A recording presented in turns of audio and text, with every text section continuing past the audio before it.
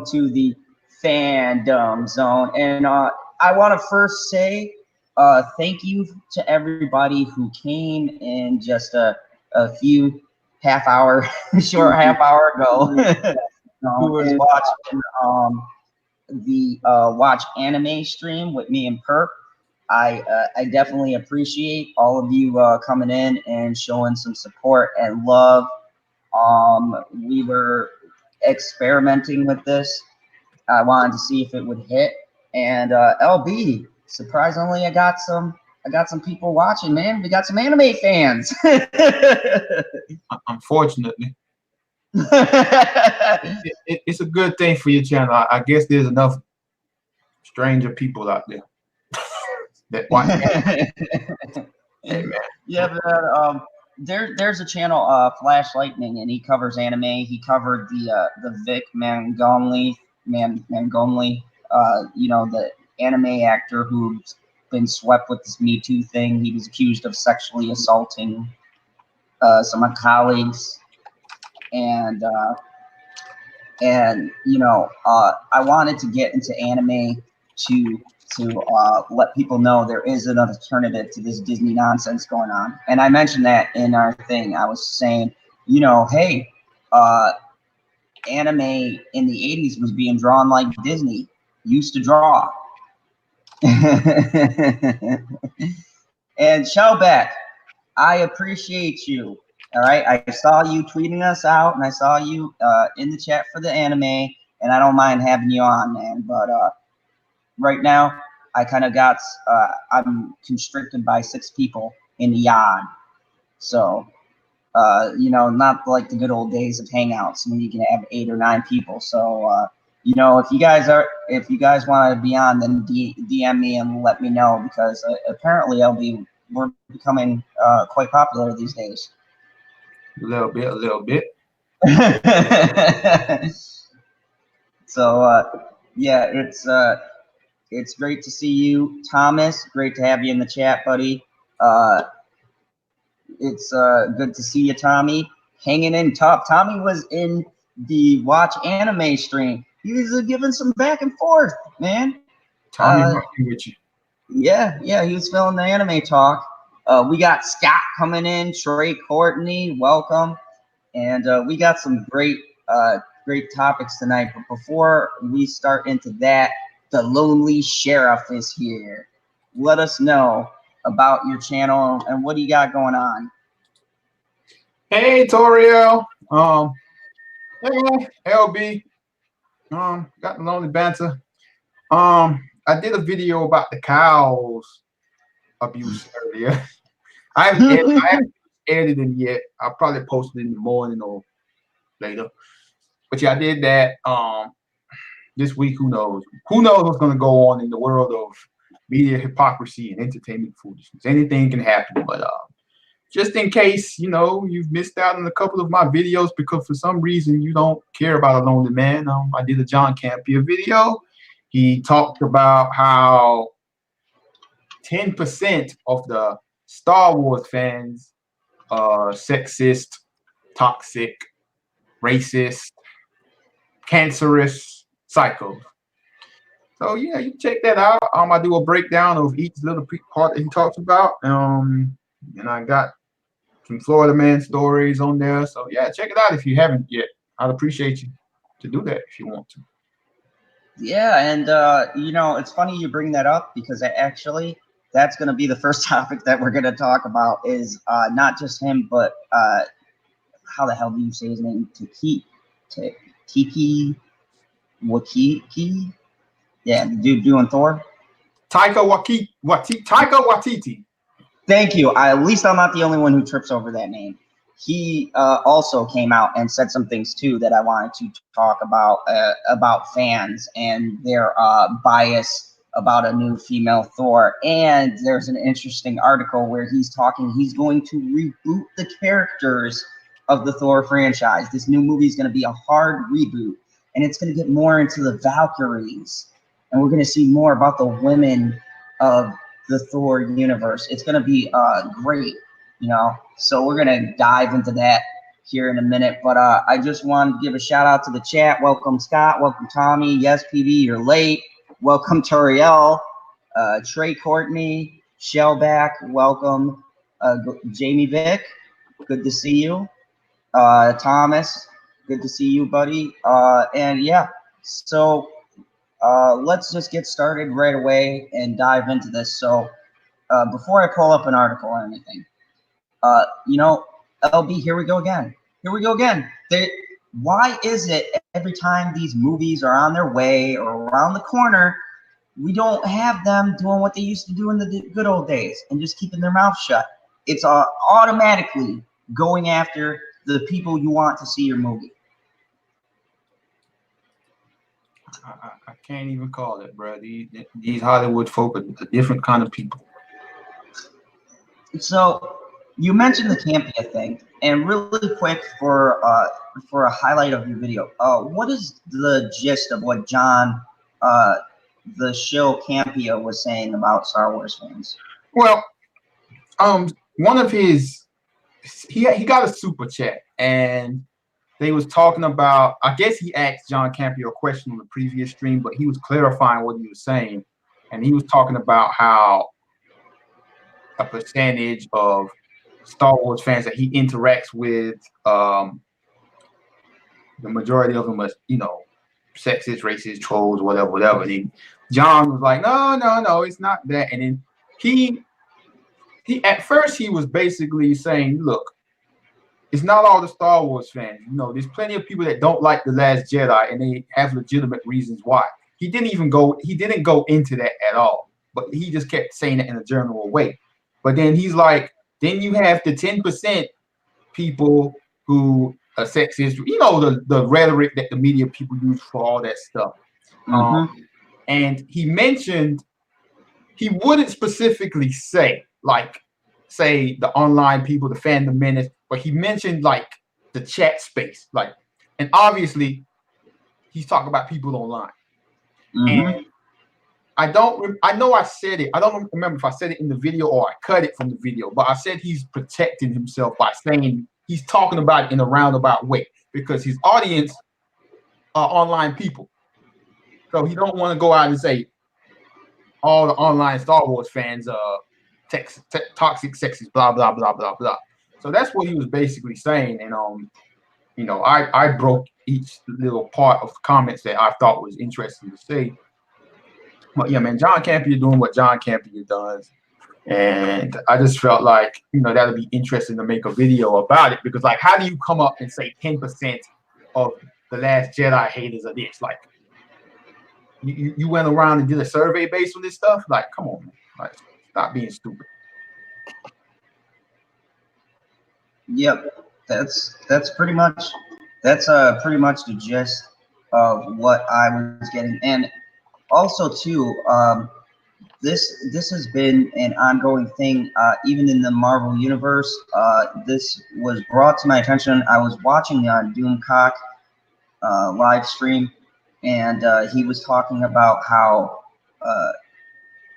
Takiti had come out and said that he was not going to pander to these sexist, racist, xenophobes in his movie. And then I dug a little deeper, and I found an article to which he's talking about doing a reboot to the series. He wants to get back into the origins, if you will, of the Valkyries and things like that. And so, hold on a second, I gotta pull that back up. But no, that wasn't it. But while I'm doing that, how do you think this bolds, especially seeing where Marvel seems to be going, announcing a female Thor and all that stuff? How do you think this goes for the future of the Marvel Cinematic Universe? I mean, where did he say this at? He said it in an article. I'm trying to pull up the article right now, so I didn't have it like sent to me. I caught it on a live stream, so I gotta just look it up. But I did pull up the reboot that he was talking about. So I'm seeing if I can find it. I mean, like I said this when they announced Phase 4. It's like y'all gotta stop paying attention to what these directors, these actors, these producers, and all they be saying about these movies because they be lying, man. Like they really be lying. Like the Russos, notorious liars. Kevin Feige, the notorious liars. These actors just be talking, and it's all about to build hype and have people talking about these movies because they're not really going to share any real deal details about the movie. You know what I'm saying? So like at the end of the day, the movie's called Thor. If you've seen Ragnarok, Ragnarok turned into basically a comedy buddy cop parody kind of movie. So I'm pretty sure that's the route this next one will go into. So this whole being worried that Jane's going to be a female Thor and stuff. I mean, I'm not concerned about it. It could just be some love story or how she accidentally became the female Thor, you know, something like that, and then it'll be some romantic comedy type mess. So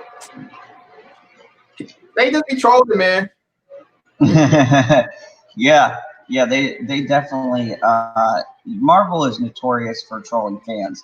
The thing that really grabs me is when they start throwing around the whole progressive thing.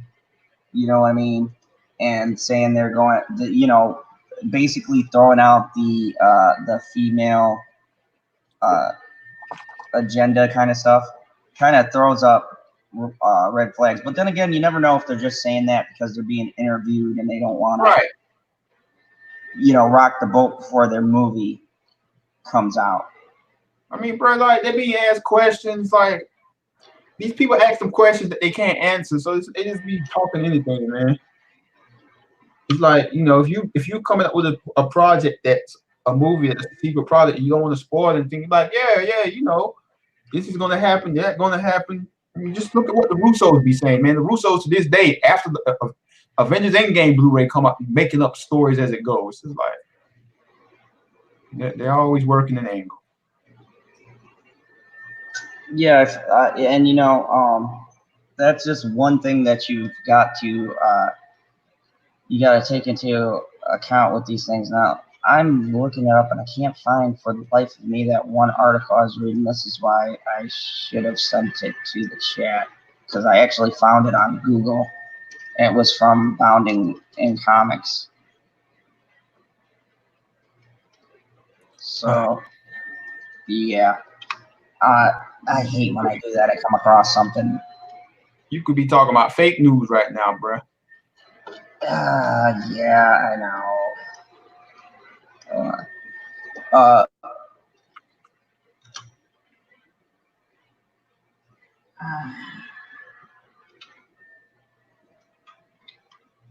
But yeah. So, anyways, yeah, I wanted to touch on that. Oh, here's something from Nerdrotic. I'm wondering if I can get the article from the little thing in here, the description. Because sometimes they post where the article comes from.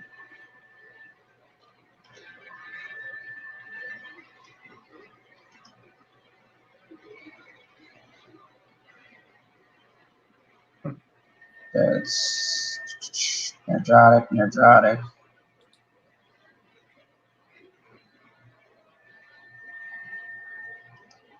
Let's see. Is this it here? Oh, okay. All right, so I think I pulled up the article from where it was found. Hold on, I'm going to screen share. Thank the good Lord. You found it? Yep. And PD sitting there trolling me. Say, chop, Zod. All right, so this is from Bounding with Comics. Oh, boy. Yeah. So, yeah. Bounding with Comics, their articles are a hit and miss. It depends on who's writing the article or whatnot. But I remember that tweet, man. Like, I read that tweet as a joke. Yeah, that's what I looked up that too, and yeah, that seemed like him just joking. Marvel's Thor: Love and Thunder, directed by Taika Waititi, uh, took to Twitter to troll fans who don't like what they are seeing and hearing concerning the upcoming Thor film. Marvel's Thor: Love and Thunder director Taika Waititi took to Twitter to troll fans who don't like what they are seeing concerning the upcoming Thor film. Waititi trolled a number of fans who expressed their concern regarding the film. In one reply, he told a fan, "I'll ruin your mythos in a minute." And that's kind of funny. In a response to another fan who expressed his concern regarding Waititi's Thor Ragnarok and it was too much comedy, Waititi responded, "Sorry in advance, sucker." So this just seems like this isn't more of an attack to me. It seems like more just trolling. Yeah, just joking. Waititi would respond to another fan who stated, "There isn't a single announcement regarding this movie that I've liked." And Waititi wrote, there, you'll get over it when you realize you don't know what you want until I give it to you." That's kind of funny. Waititi would also correct a fan who described the Jane Foster version of Thor as female Thor.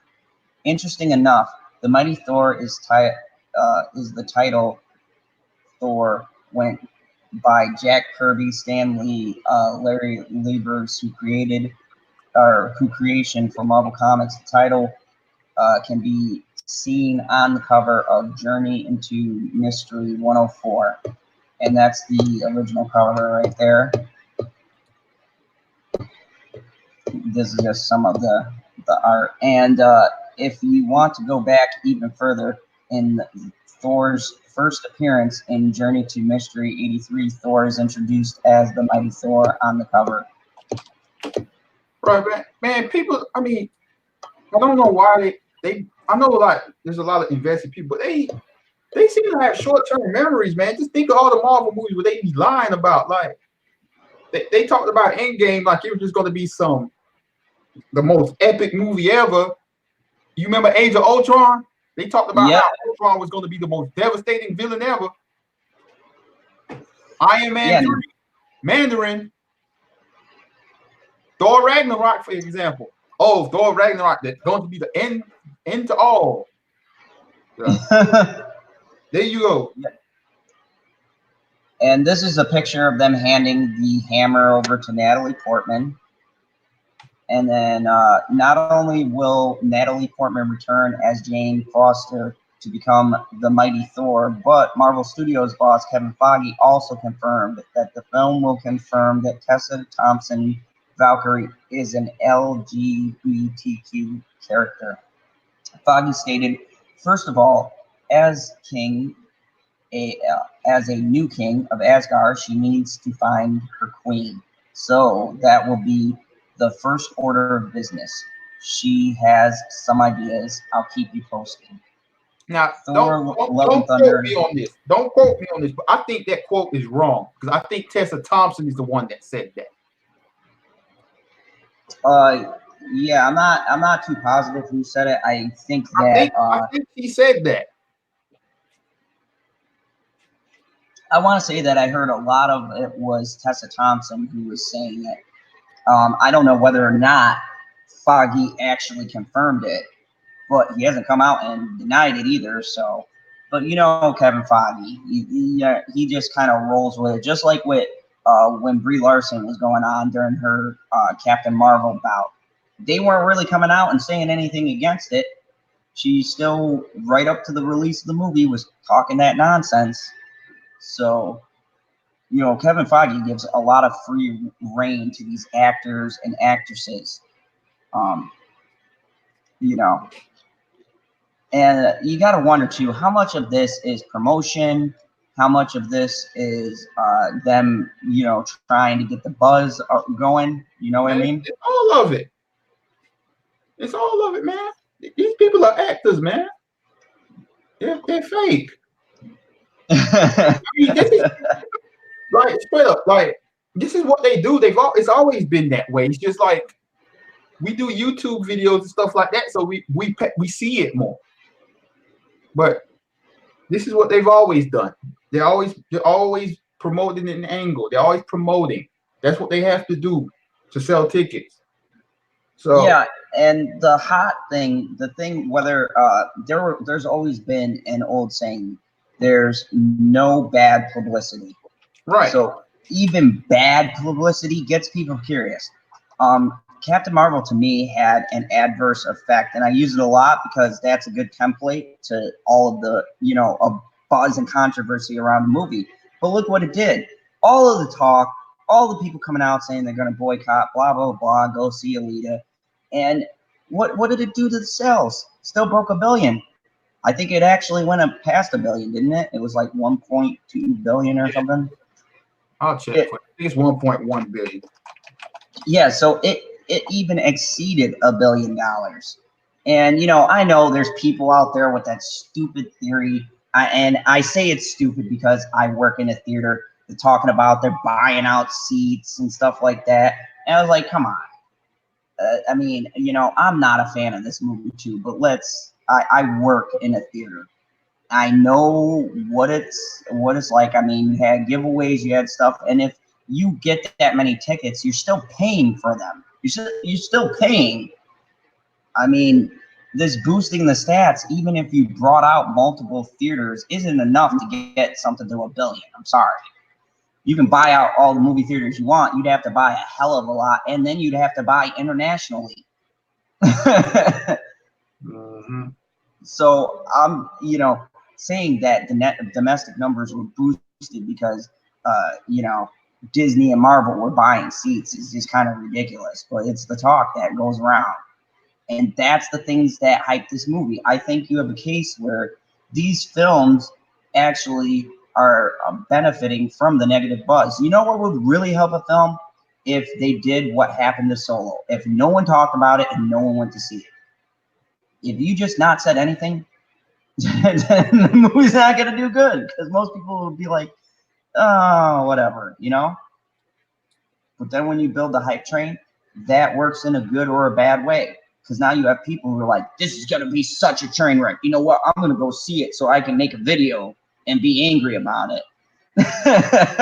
Mm-hmm. You're still feeding into the sell, or you're giving them their time. That's like each Marvel movie is like 2.5 hours. So, I mean, whether you spend your money or you donate your time, you're still giving someone something. Yeah, man. I don't know, man. Just got to stop giving these actors credit. They're doing a job. Yeah, I mean, you can't really blame the actors too. If you are in a film, okay, say you are in Thor, you're in Avengers, okay, and you're getting paid that paycheck, you're not gonna say, and it was the same thing with Star Wars, you're not gonna say anything negative against the film you're in because you're getting paid based on the success. Or I mean, some people get paid before the movie, but you can get residuals and things like that based on the success of the film. And PB, I know Captain Marvel was 2 hours. I was just saying as a template. You're still in the 2 hour mark. You say it's still a ridiculous amount of time. And yeah, you should be in here arguing.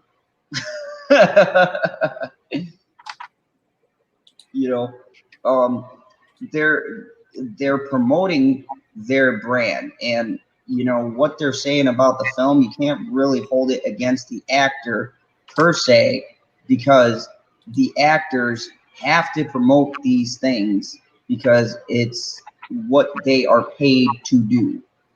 They are signed a contract. They have to do the tours. They have to do the press junkets. And part of that is they also have to tiptoe around what they say. Because once again, you're promoting your movie.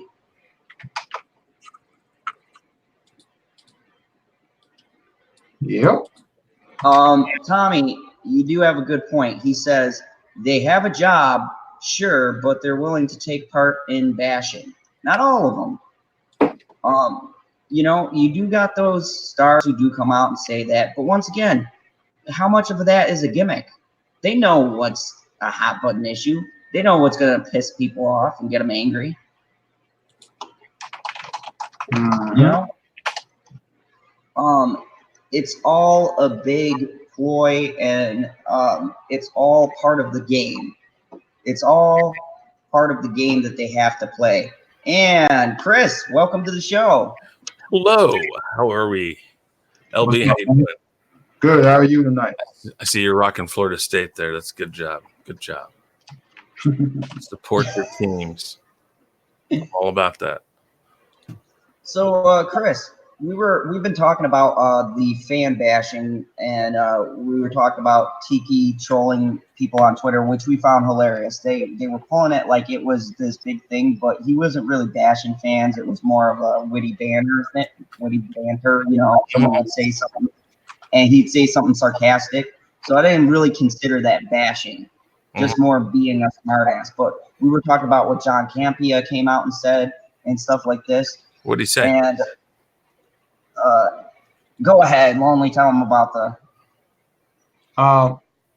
Long story short, one of his super chats was talking about how most of the Star Wars fans he comes across are, you know, the typical words: toxic, sexist, racist, blah blah blah. And then insert random slur here. Huh? Insert random slur. Yes. Yeah. So then John Campea responded. He's like, "No, I wouldn't say that." But then he goes back on what he said, and without specifically saying online fans, he said chat speak people, and he was like, "Yeah, there's 10% of those that are toxic, sexist, racist, psychos, cancerous, toxic people." So yeah, the typical thing he does. So yeah, I see. I remember when I first. I mean, I don't know. I get caught, like I call it, the YouTube rabbit hole. I get caught on a certain subject I'm looking up, and then, of course, it pops up a video on the side, you know, recommendations. And, of course, every one of them has to do with what you're wanting to watch, so you have to click them open in a new tab, and the next thing you know, you have 5,000 new tabs open, and you're trying to get through all these videos you wanted to watch, and the next thing you know, it's 5 days later, you come out of a coma and go like, what the hell just happened? John Campea, when I would watch a lot of Star Wars stuff, when he first started, he wasn't nearly what he is now. Or not first started, but when I first caught him, he was somewhat respectable, I'd almost say. He had points. He was articulate about it. And then he became a shill about a whole bunch of crap. And it's like, what the hell? John Campea is an interesting anomaly. He doesn't step on anybody's foot too hard, but he will step on their foot. He won't call out Star Wars completely, but he'll go like, well, you know, I might have done something different. And so what you just said, he said, oh, I wouldn't do this name calling or whatever. And then he kind of does it, but he's not stomping on their feet and saying, oh, these racist people that are in my chat or the people that come here and troll people on Twitter and stuff like that. He doesn't come out strong about it. The funny thing is I did a video, and I'm not trying to talk about my videos here. I did a video about possibly recasting Carrie Fisher and Leia. And I said, no, you shouldn't do that. And Sean right then had edited in him basically saying the complete opposite. And he was really adamant about it. And I was kind of surprised. He was like, no, they have to. It'd be an injustice, a disservice to her and the characters that she's created over the past 30 for some odd years to not recast her. And I'm sitting there going like, that was about as hard of a stance that I had heard him say in such a long time. I was surprised because he doesn't really take a stance anymore. He just kind of floats around from one thing to the next. And, but anytime, this is my problem with people who call out viewers, who call out the chat. All I would ever ask in my chat is just be respectful. If you're not going to be respectful, I'm not going to call you out right there. You're wasting my time if I do that. But those people, even the people that don't like you, that come into your chat, are still there. They're still giving you watch time. Watch time is worth something. So yep, we were just talking about that. I always feel that when you go after people, you're kind of doing yourself more harm than good. Let them say what they want to say. If you're not what they say, just show the world. Be true to yourself. I mean, be who you are, say what you want to say, and that way your message will come across. They're always going to twist your message no matter what. You're not going to get to those people and get them to understand, oh, maybe he does have a point. If they don't believe you, if they don't like you, they're never going to be on your side. There's nothing you can do to do that. So I wouldn't personally call anybody out, but calling out fans and stuff like that, it's a bad thing to do. Yeah. So that's my stance. Yeah, and I agree. It's a bad precedent. I think what people are tired of is that feeling like they come and they say something, right, and there's such backlash on what they say. And like you were saying, Chris, and LB, like we've talked about, YouTube especially, this is a place of opinions and ideas. And when you have shows and things like that where you're taking a stance, one, you should be strong on your stance. Everything I say on my show here, even when I mess up and I get called out on it, I don't care, because that's my position I'm going to take. And if I make a mistake, I'm going to apologize for it, or I'm going to be like, oh yeah, I messed up on that word or whatever. You know what it is? That's what makes you better than these other people. But then you got these hardline people who they don't want to hear what other people have to say. And if they don't like your opinion, they want to put you into a box, and they want to unfairly call you names that isn't. Remember the days when calling someone sexist or racist was like a big thing? Mm-hmm. Remember those days? You call someone a racist, that was almost fighting words. You better be because when you called people names like that, that was actually about as bad as being that if you were wrong.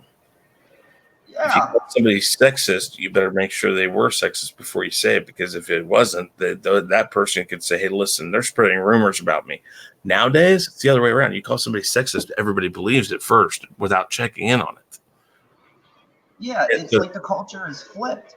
And I think that's what aggravates people, is that they go to these demeaning words. And like me and LB just looked at the article now with Key. Now, LB, did we see anything where he was openly attacking people, and now people are coming out and saying, oh, he's attacking the fans? Did you see that? No. No, he was having fun. That looked like to me someone telling jokes, and like fans being angry and going, well, I don't like this direction you're going with a female Thor. And he's like, too bad, when you see it, you'll like it. But it's like actively, like, it's not being a dick, it's being sarcastic and saying, well, if I make it, you're gonna like it. The problem with words and text and all that is that it can be misinterpreted, and people who are automatically wanting to jump on the misinterpretation, or automatically want people to or people who automatically call you sexist and all that, these people are literally a trigger. They are already on the trigger. The trigger is ready to be pulled, and as soon as something hits them as being something, they're on it. It doesn't matter if that's really what it was. So when somebody's joking in ways, maybe perhaps he was being like that because because of all the animosity in Hollywood right now, all of the people calling, like Ryan Johnson's and stuff, calling out fans and stuff. Perhaps he was just having some fun and mocking that situation. Perhaps. Now, exactly. That's no different than the guy that walked into Walmart with an assault rifle and 100 rounds or 100 clips of ammunition for it, that walked into a Springfield, Missouri Walmart a day after the mass shootings, and now he's saying, after he got arrested, I was just trying to prove a point. there are times when you do things. So perhaps he picked the wrong time to make this funny banter in his what he was saying. Perhaps it's not the right time to come out and act like you're calling fans out. Maybe maybe it's the timing of what he did that isn't right. But this is a director that isn't known for pushing the wrong buttons, so I don't see why he would do it. Yeah, I mean, I consider this like a direct troll because there's been a lot of backlash over the Natalie Portman thing. And everyone's been talking about it, and some of the big channels too. And before I get into this, welcome Matt's Mama Bear. Good to see you in the chat. But yeah, I mean, this to me appeared more of a satirical kind of a thing. It's a nothing burger. Exactly. But yet, and me and LB talk about this frequently, and I'm sure, Chris, you can kind of agree because we all watch the same channels, that even on our side of things, people will see an article or they'll see a tweet and they'll just run with it. And, you know, coming at it from that angle is just as bad as how they come at it from their angle. You know what I mean? Sometimes when we're reading into this thing, we really need to like read the content of what's being said before we just jump the gun and start, you know, getting the pitchforks out. Because then we're just doing the same exact thing, but in reverse. Yeah, I mean, I've seen a lot of the people jump on him about this, and I'm like, I don't know. I mean, because the first thing I heard when he got hired for the job is everybody was like, well, I don't know. Maybe he can make this better than what we're thinking. If there's anybody, maybe he could because of his past works and all that. Oh, by the way, LB, you want to know how to change that? You want to know how to change your avatar? I figured out how to do it. You want to watch? I'm sorry. This just happened on another stream. How do you like that? Yeah, they figured out. Someone was telling me because Perp had his avatar too. I still haven't figured out. When you turn your camera off. It's right under the. It's right there. Yeah. Okay. I never saw it. Probably because I don't allow my camera to be added. Who knows? They may have. I mean, like I said, there it is. Yeah, I'm always on my camera, so you know, for all I know, me and my big mouth just never paid much attention to it. Yes, there you go. Good luck. And it could very well be enough people have written them going like, what the hell? I want my thing. I want to be able to do this and this. And they're like, okay, somebody do that. Program it really quick. Okay, I am so sorry because I jumped off topic, and I'm sure PB is going to say, what the hell? No. But actually, he doesn't have the track record of calling people out. He has an actually fairly decent track record. So this is kind of out of character. Now, that doesn't mean that this hasn't happened recently. A lot of these people who used to be quiet now have all these balls in the world because obviously the weight has shifted to where you can say whatever the hell you want to the fans. But it's a far jump to think that that's what he's doing. And like you said, it kind of comes across as kind of witty banter, just kind of like, you know, mocking and having fun with it. And again, I think maybe the only thing he might be that you could really hit him with is timing. When is this the right time? So yeah, and that's the thing that which is why I brought this up as the first topic, is because it's kind of funny that right away people kind of run with this, and I'm looking at it, I'm like, well, I'm not really seeing what the issue is, and I wanted to bring it up to a bunch of people and be like, am I the only one here? I feel like maybe this thing is being taken a little bit out of proportion. Can you put the link to it in the private chat real quick? Because I haven't actually read it. I've only seen the videos, but even when I saw the videos, I all these people jumping on it, I'm like, I'm not sure if you're. I mean, I don't want to accuse anybody, especially people we know, as being wrong for making the video they want to make. I mean, because there's people we personally know that have made some of these videos, and I don't want to say they're wrong, but I always like to kind of look into it and make sure that what I'm saying, it's that thing of maybe. I don't know. I agree, but I mean, I've been doing YouTube about a year now. Mm-hmm. I've just grown to know that a lot of people on YouTube are just making videos because it'll get them views, and they'll take whatever out of context and try to put it into context.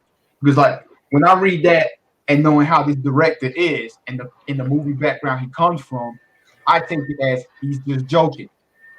You know, like it's not like he's Clint Eastwood tweeting that. You know, some people like I said, YouTubers, man, they do this because it'll get them views, and whether they know they know the man's joking, they know he is, but it's like it's easy to put in, oh, this man hates us, that type of video. It's easier to get views for that instead of, hey, Taika Waititi made a joke on Twitter. No one only care about that. Again, like I said, I think the only thing that maybe he's guilty of is timing. In the climate that we're in, you know, let's say all this SJW crap and all this calling fans out by name or by doxing and whatever. I mean, all this crap that's going on right now. Let's say this all dies out in 5 years and we're back to somewhat normality in Hollywood. Let's say that happens. Then maybe doing that might have been funny. People were like, oh, look what he's doing. Remember when they used to do that? That's funny. Right now, people see it and they're going to be like, whoa, what is he doing? So he did leave himself open to interpretation. And unfortunately, in print and in text and all that, interpretation is typically what starts a lot of problems. You know, you have you sent that text that goes like, you know, oh, I've only got 5 minutes, or you say you're going to go over to a friend's house because you were just going to, you told them that you were going to go over for a few hours and hang out, and then something came up, and now you call up, well, I'm going to come by, but you know, you say, well, I'm going to be there I'm only going to have like 5 minutes. I need to come by, and oh, by the way, I left that thing there. I need to grab it. Well, sometimes you can take that. Well, what's wrong with you?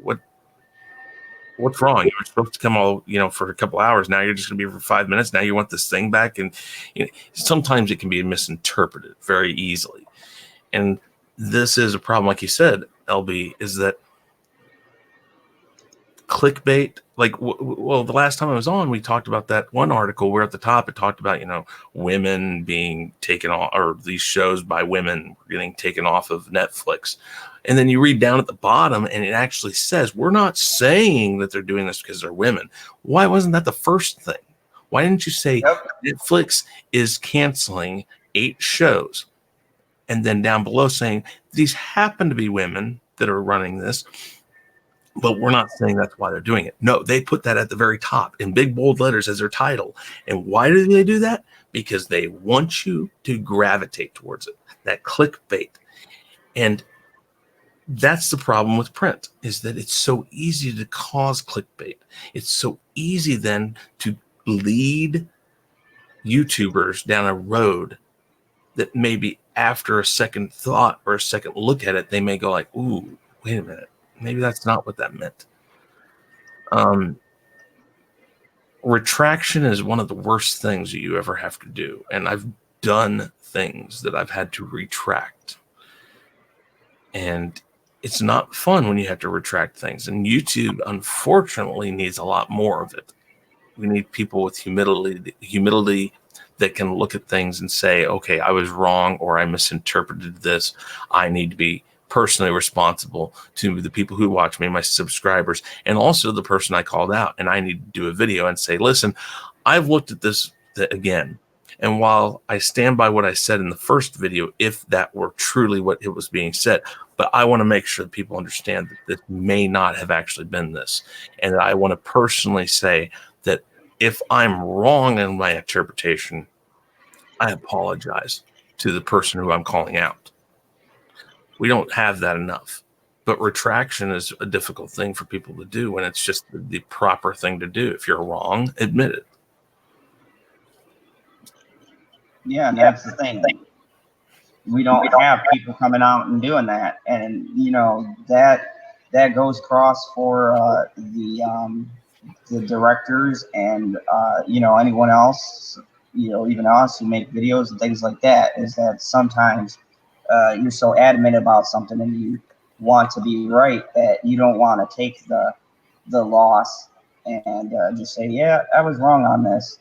You know, as we say, the ego takes over, and you're just like, And no, I'm 100% right. And well, and you think about it, you know, there's lots of things that happen on YouTube. Let's say this one right here. Let's say somebody about my size or your size, Zod, took the story, and then all of a sudden we wake up one morning after we've done our video, and now we had 240 or 310 whatever subscribers, and we wake up the next morning after we do this video, and now all of a sudden we have 600. Would you want to retract? You wouldn't, because you'd have more subscribers. You'd be like, oh my God. And so this trains a lot of YouTubers to say, ooh, if I do these edgy videos, will it get me more subscribers? Instead of asking, is this really what's going on, or am I just making a story out of this to get something? And I'm not calling anybody out saying that that's why they made the videos on this subject. Obviously, he is open. Oh, Zod figured it out. He figured it out. Or he's just taking time picking a picture. No. Because this is a slippery slope for me and for us, because like I said, we know people personally, or should I say, we know people who've done videos on this in our community and our groups that we talk within that have done videos on this particular subject who called them out for the most part. I'm not saying that you're wrong for doing that. I'm putting some of this blame on him for releasing these statements, because the timing, this wasn't the time and place if we're joking to do it. You could have easily said, well, I understand people's reservation about a female Thor, but I believe I have the ability as a director to bring this character out and make it likable and make the movie likable. You could have said that instead of saying, well, you know what, you don't have to like it. Or well, I'm going to make it anyways, and whatever exact quote he used. There was more eloquent ways of putting it. So if he was joking, he kind of did set himself up for this type of backlash. Yep, exactly. And you know, we'll see how it goes. It's probably all going to blow over, and people are going to forget. There'll be a new thing for someone to talk about. This is a really touchy subject right now with the female Thor thing, you know, because it's bringing a lot of ire out in people, even people who weren't big fans of Thor. I never thought Thor was the best movie. My favorite's Ragnarok. It's a lot of people's favorite. But I liked the character. I think that it was done well. It just wasn't as exciting as the other ones because it was at a much different place than the other ones. The other ones happened here, and we're in places we know and on Earth. So we were more interested in that. But Thor still doing this big of a change to a female Thor is really a culture shock or a shock to the system. So it's a politically charged thing right now. It's a very hot topic. So playing with it like he may have been doing just helps, you know, charge it up even more. So everybody's on edge with this type of stuff that's going on in Marvel right now. And welcome, Mad Squirrel. Hello, Chris. Hello, how are you doing? Haven't talked for a while. I know, very nice graphic. I like it, sir. No way neophobic. He made good. That the owl is attacking the squirrel. That's, you know, I don't like this predatory behavior.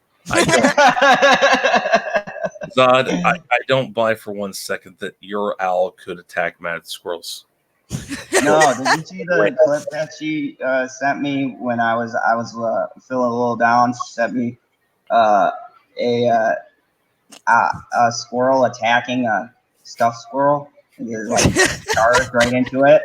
It was like, I don't know, cracked up or something. It was madness. Yeah, I really like that graphic. That looks really, really good. No, it does, and I have others. You know, I have a beach scene that it's tranquil and stuff. If I can find it, I don't know. It's like I love the texture on that image, though. I like texture in graphics a lot. You know, I wanted something a little different, and he came up with this, and it was really cool. And then Very nice. I want to say Sean put me in right. I can't remember. I think Sean did that. I think the background, the TRR3K, which is what I came up with, which brings more people up on the Mystery Science Theater 3000. Mm-hmm. You know, Yep. After the fact, I was like, oh, no wonder I get questions about that all the time. I say subconsciously, I probably had the real review 3000 Right. based off of that idea. Mm-hmm. And I do sometimes want to do like a really crappy B movie and do that. Probably. Oh, it's fun. I Yeah. like it a lot. It looks really nice. And it kind of looks like you have a little Chris Devil on your shoulder in a sense. And the lonely man is waving to you. Yeah. Hey, LB. We could do what I do on some streams. Hold on, let me move him Darkwing. up front, and you know I could put him on my shoulder. Yeah. I have to make him a little smaller. Hold on, I do this sometimes because you know when you get in streams of 6 people and stuff, you know we're all playing Brady Bunch and stuff. So I start playing, and it gets all started. I said the people who made StreamYards just don't. Here, hold on. We're gonna go really fun here if I can find it. Oh. Hold on. There we go. I tell people, I said the people who came up with StreamYards never really thought about our group being involved in it because you know we can go like poke. Look, I'm grabbing this person over here, and Right. you know, here. Do you want a pen? Have a pen, and then the pen comes out the other end. Yeah. We do all sorts of crazy stuff with it. I'm like, they didn't really think this through when they gave it to the Fandom Menace or the Fandom Collective because we do some crazy shit with this. Mm-hmm. The dead duck really, it adds something. Oh gosh. I tell people my channel is ADHD for YouTube, and this stuff right here just proves it. I got really cool. on my hands. So. Oh man. So my next topic, and it's actually one that's kind of near and dear to my heart. I'm glad you brought it up in the Bridge Crew Squirrel. But Mortal Kombat. Am I the only one who's not actually seen the negative behind this? Like I was looking and reading the article. And I'm not really as pissy with some of these changes, I guess. Which changes? I'll leave the dead duck. Well, I know what y'all said. I haven't read the article. I don't know nothing about this, so I'm cold here. So you gotta let me know. All right, so we're gonna share an article. There were 2 of them, and I'm gonna share the first one, which is Mortal Kombat. They add to their roster now. So we've got Jax, Raiden, Melina, and Liu Kang cast. So super excited. I know PB is gonna call me out on this, but PB, they cast an Asian for Liu Kang and not an Indian. Ooh. I'm just saying. Oh, is this the movie? Is this the movie? Mm-hmm. Yeah, they're making a new movie now. I know, yeah. And I'm actually kind of excited about this. So am I, Chris. I was saying, and it's going to be R-rated. Dude, yes. Thank I God. love that. As horrible as they were, I still love the original 2.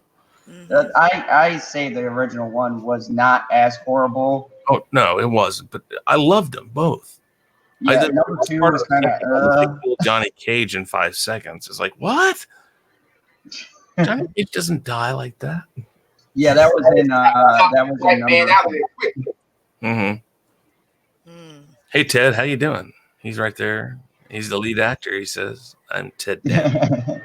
So, He made cheers. No, sorry. Supergirl actor.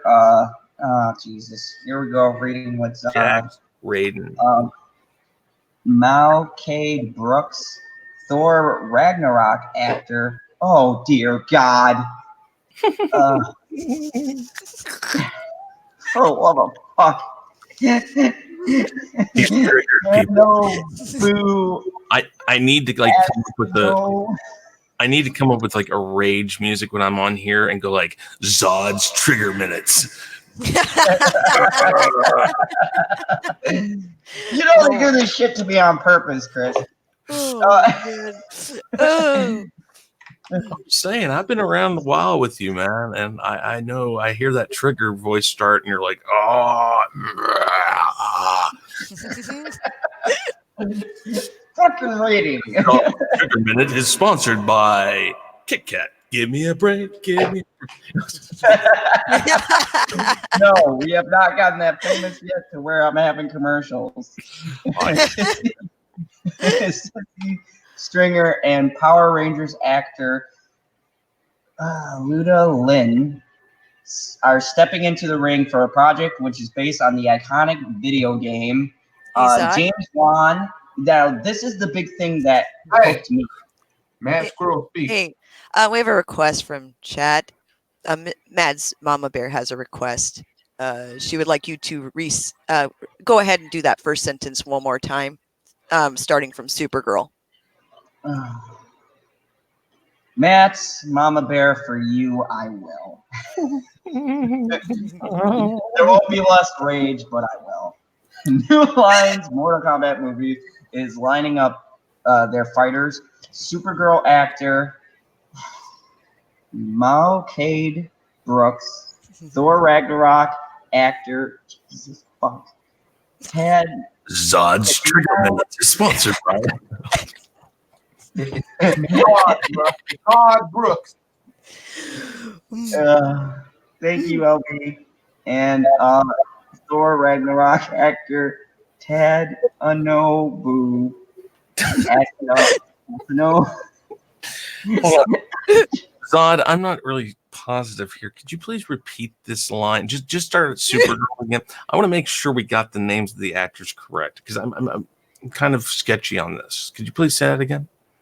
Oh, Jesus Christ, I hate you. Supergirl actor. And he does it. I think. No, because I'm gonna say this name right. McCade Brooks. Very good. Thor Ragnarok actor. Danabu. Tadanobu. How about Tadanobu? Australian newcomer. Wait. Go back to it. Tadanobu Asano. Tadanobu Asano. Very good. Newcomer. Stringer and Power Rangers actor Luda Lin are stepping into the ring for the project, which is based on the iconic video game. James Wan, which I was happy about, and Todd Gardner are producing the Mano a Mano adaptation, which will be the featured debut of a veteran commercial director Simon McQuaid. They just hired a commercial director. Yes. Great. So this guy do product placement, but maybe not direct a movie.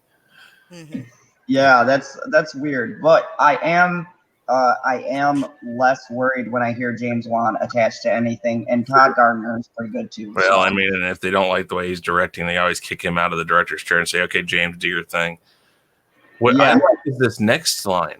While the plot of the film remains unknown, I don't know, a bunch of people beating the crap out of each other. That's probably the plot. I mean, it's typically the plot of Mortal Kombat. The video game on a massive roster of characters frightened from the. Oh God. From different realms in fictional universe battling for supremacy. Greg Russo penned the current version of the screenplay.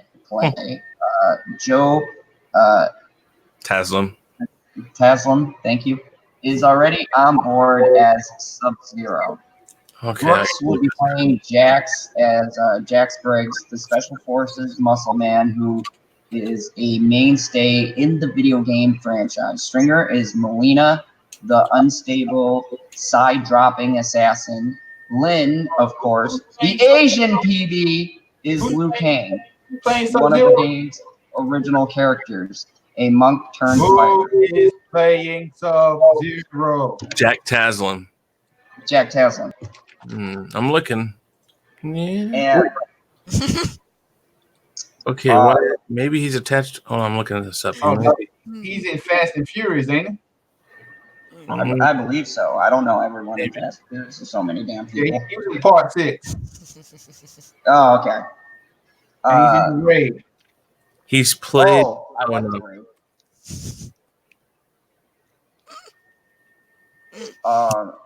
Acid. Shit.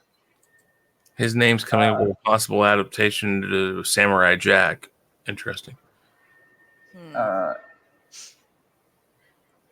Asuno, a veteran actor in his native Japan, is in negotiations to play Raiden, the Japanese god of thunder. New Line is aiming to have a diverse international cast. So New Line as again? Oh, wow, that's cool. Sorry, I just noticed that. so as to reflect the global nature of the franchise, whose actors coming from the worlds of film, television, and martial arts. Yes, the company has slated a March 5th, 2021 release. First released in 1992, Mortal Kombat has sold over 49 million copies, spanning over a dozen canon games and expansions, making it one of the most profitable video game franchises of all time. Mortal Kombat 11 was released in April and has become the most successful launch in franchise history, with the game currently the best-selling title of 2019. Mortal Kombat, which is set to shoot later this year in Southern Australia. Oh, we can get Stevie on to get us some inside information. Will be Isn't he New Zealand, though? What's that? Isn't he New Zealand though, or is he Australia? Australian. Okay. Australian.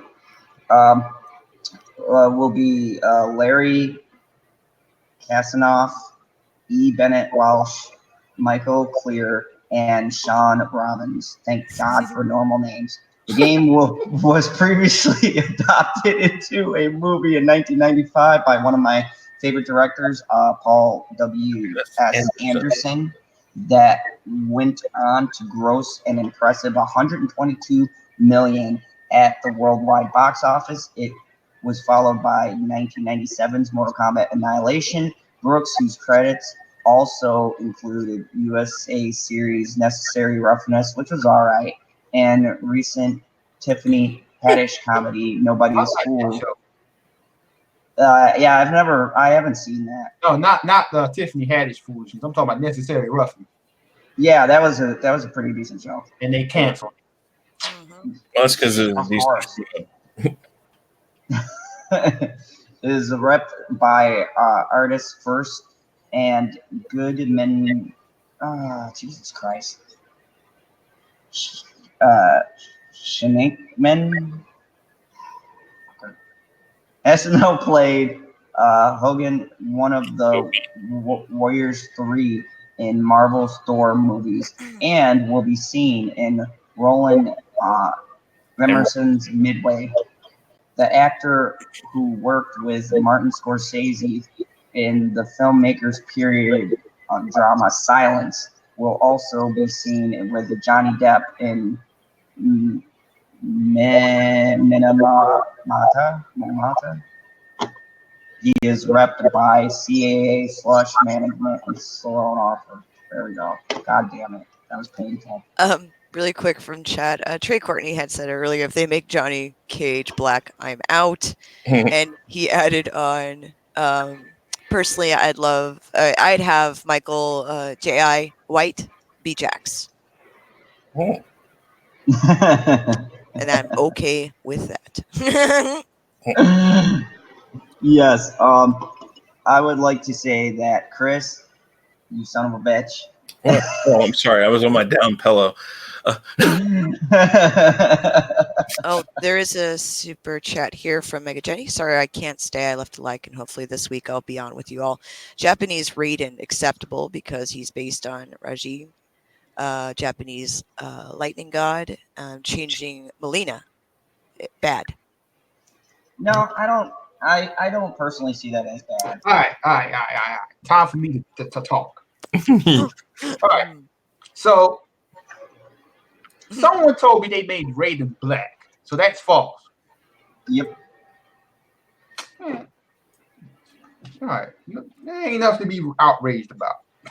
Continue. Yeah, I heard people talking about this race swap and gender swap, but when I'm reading the article, I don't see anything really swapped out to, Except for a few characters. So Raiden in the video game, isn't he Asian?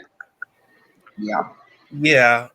So what's the problem here? There isn't. I mean, Raiden is a god of thunder in Japanese lore, and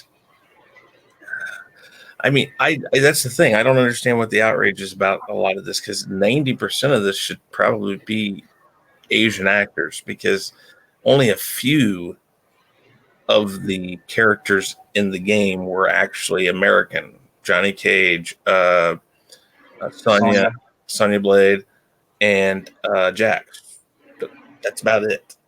And then the rest of them were Asian or of alien nature, in different realms. So therefore, you could cast it in just about any light as you want. But still, yeah, I don't know. This would be very difficult to screw up, I would think. But and might I point out our rating? Yeah, no. I'm hoping for fatalities in this one, like true fatalities with the graphics we have these days. Because that was my only problem with Annihilation, was that the chameleon character that followed the princess around in that, it was just horrible computer graphics. Back then we didn't think so, but now you watch it, it's like, oh, that's bad. But fatalities, do you remember in the first one when they're fighting that final fight and he does the flying kick and it does the multiple ones of him? Then when he kicks him and he falls down and it falls out, falls off the ring wherever he goes, I can't remember, they say fatality. That's not fatality. Fatality is when you rip his spinal cord out of his neck. I mean, that's what I want to see. I know it sounds morbid, but if this is rated R, you better take the opportunity to show that. And Mad Squirrel in the chat just put, oops, wrong one. Mad Squirrel in the chat just put, Variety got the exclusive on it. Every other outlet just ran with the news and made it something. Blow out. Yeah. Yeah. It was, because the first one I saw it, I was like, okay. And then because the Variety one I saw first, and then because they got the exclusive, and then everyone started like regurgitating it and being like, oh no. I'm like, what? Yeah, I'm like, I don't get it. And I thought it was just the news. That's all. You know what I mean?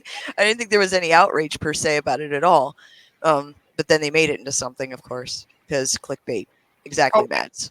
So they made Melina black. Mm-hmm. Yeah. So what was Melina before? Asian, I think. Yeah. But okay, I just want to dispel this right here because I've played every game and I'm a huge Mortal Kombat fan. Melina was like Outworld, so really race-wise, they're not the same as humans. And not to mention, she's a clone. Well, yeah, and she's got the evil teeth. I mean, I'm looking at her the actress skin complexion with Melina, and it's practically the same. Who's playing her? I don't know. Some black lady. Let me look at your Mortal Kombat movie. And while you're doing that, super chat from PB. Georgina. So Zod is an owl now. Did he change the channel name again too?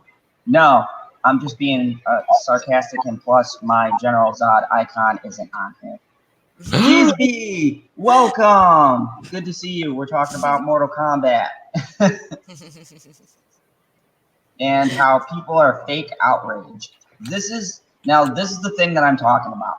Everyone talked about these swaps, and me and PB got into it because in the Eternals they made the samurai an Indian, the Indian guy who's in every movie now, and I got pissy about that. He and me will argue and probably throw something in the chat. PB, this is what you do. He's an Asian playing an Asian fighting role. Okay? Same thing with the Immortals. The character's a fucking samurai and they replaced it with an Indian. There's a huge world of difference. I'm just saying.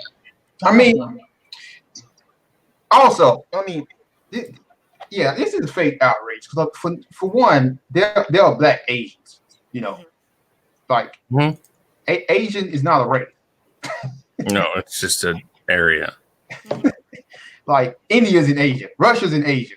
Like, people need to get their races correct. But, yeah, this isn't being race swapped. Like, no, I can buy it. It's not even really being gender swapped. Right. No. Melina was a clone of Katana or whatever.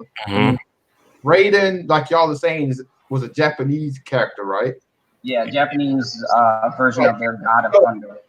I just Googled it, and I was on that stupid website, Bounding into Comics or whatever, and they're basically basing the first Mortal Kombat movie, which is an adaptation of a video game. So, like, they need to do a little bit better research.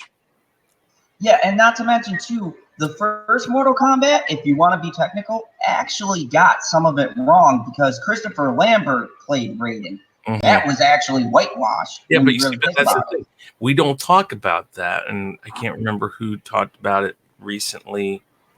Man, I watched something not too long ago about how it's only brought up now, 20 years ago, and I think it was Jeremy actually.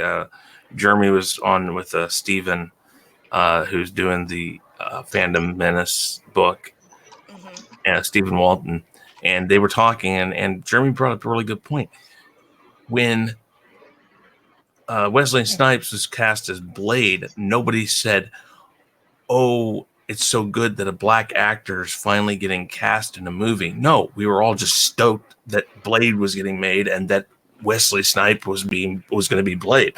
There was no talk about the fact that there was a black actor being cast as the lead. We didn't talk about this stuff back then. We do now, but we didn't then. We didn't bring out these things of making a point to say, oh, it's good. Because like you said, with Black Panther, there was this era of like, this was the first time a black actor had ever had a major role. I mean, it's like, oh, this movie's breaking, barriers and all this other stuff. No, it isn't. Wesley Snipes the perfect example. Wesley Snipes was Blade in 3 movies. It's terrible, man. And we didn't talk about that. They just do it because it's easy promotion, it's easy clicks, and all that stuff. And it's ridiculous because you're crapping on the history of things, man, just to make a buck. Man.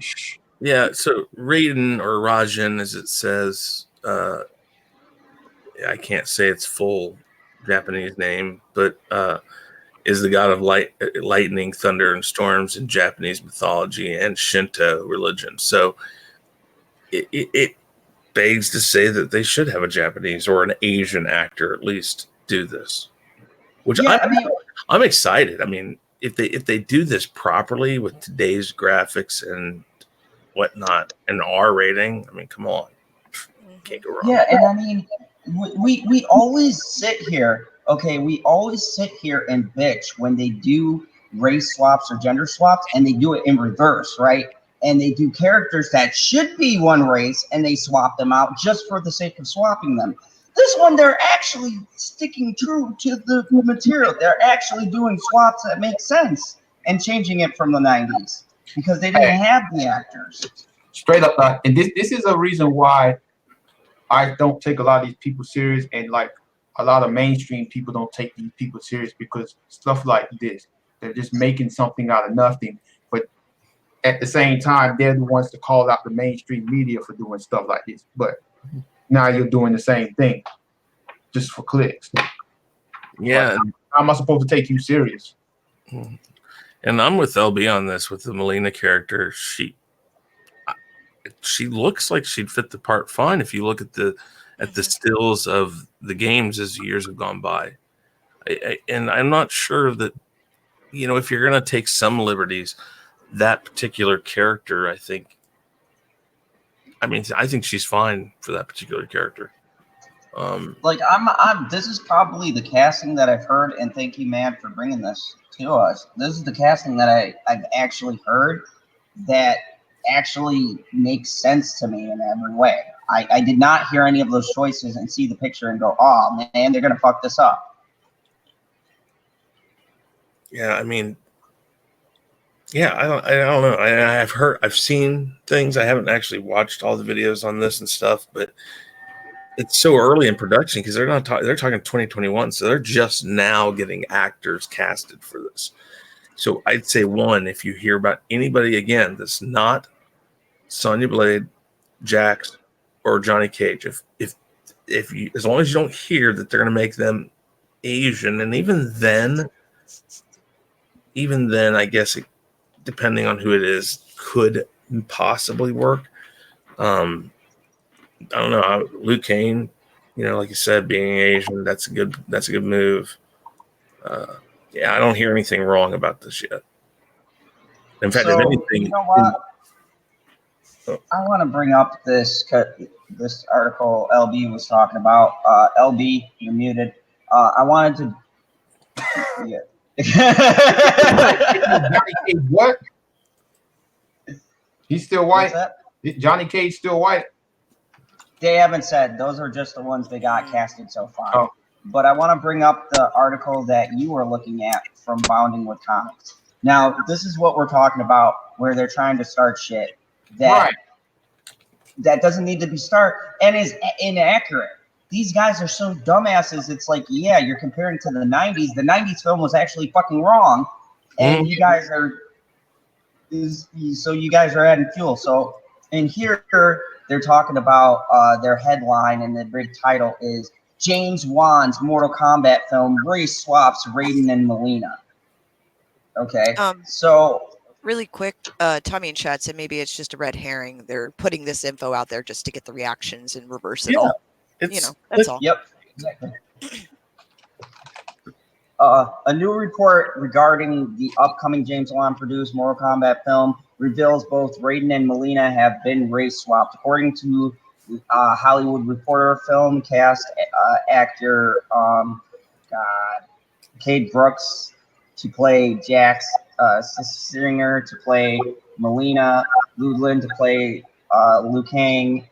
The also noted Japanese actor Tadanobu Asano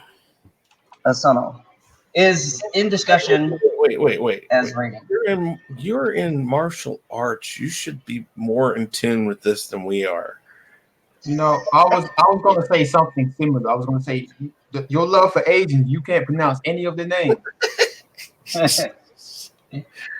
The reports. It's my kryptonite. The reports. The report notes in New Line's the studio behind the project. Now I have to bring this up.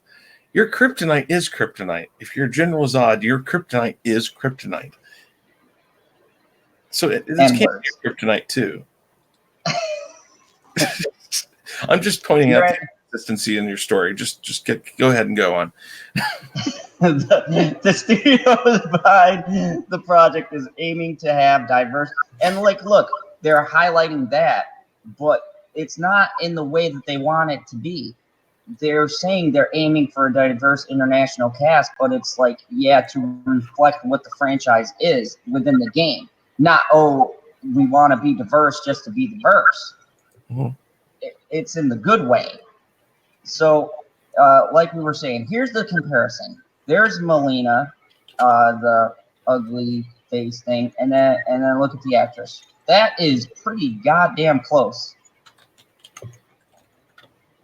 In Mortal Kombat game. What's that? I was going to say, when I saw that picture side by side like this, I didn't know if this is the article I looked at. I don't see a problem with this. Because this goes with not necessarily race, or not race, but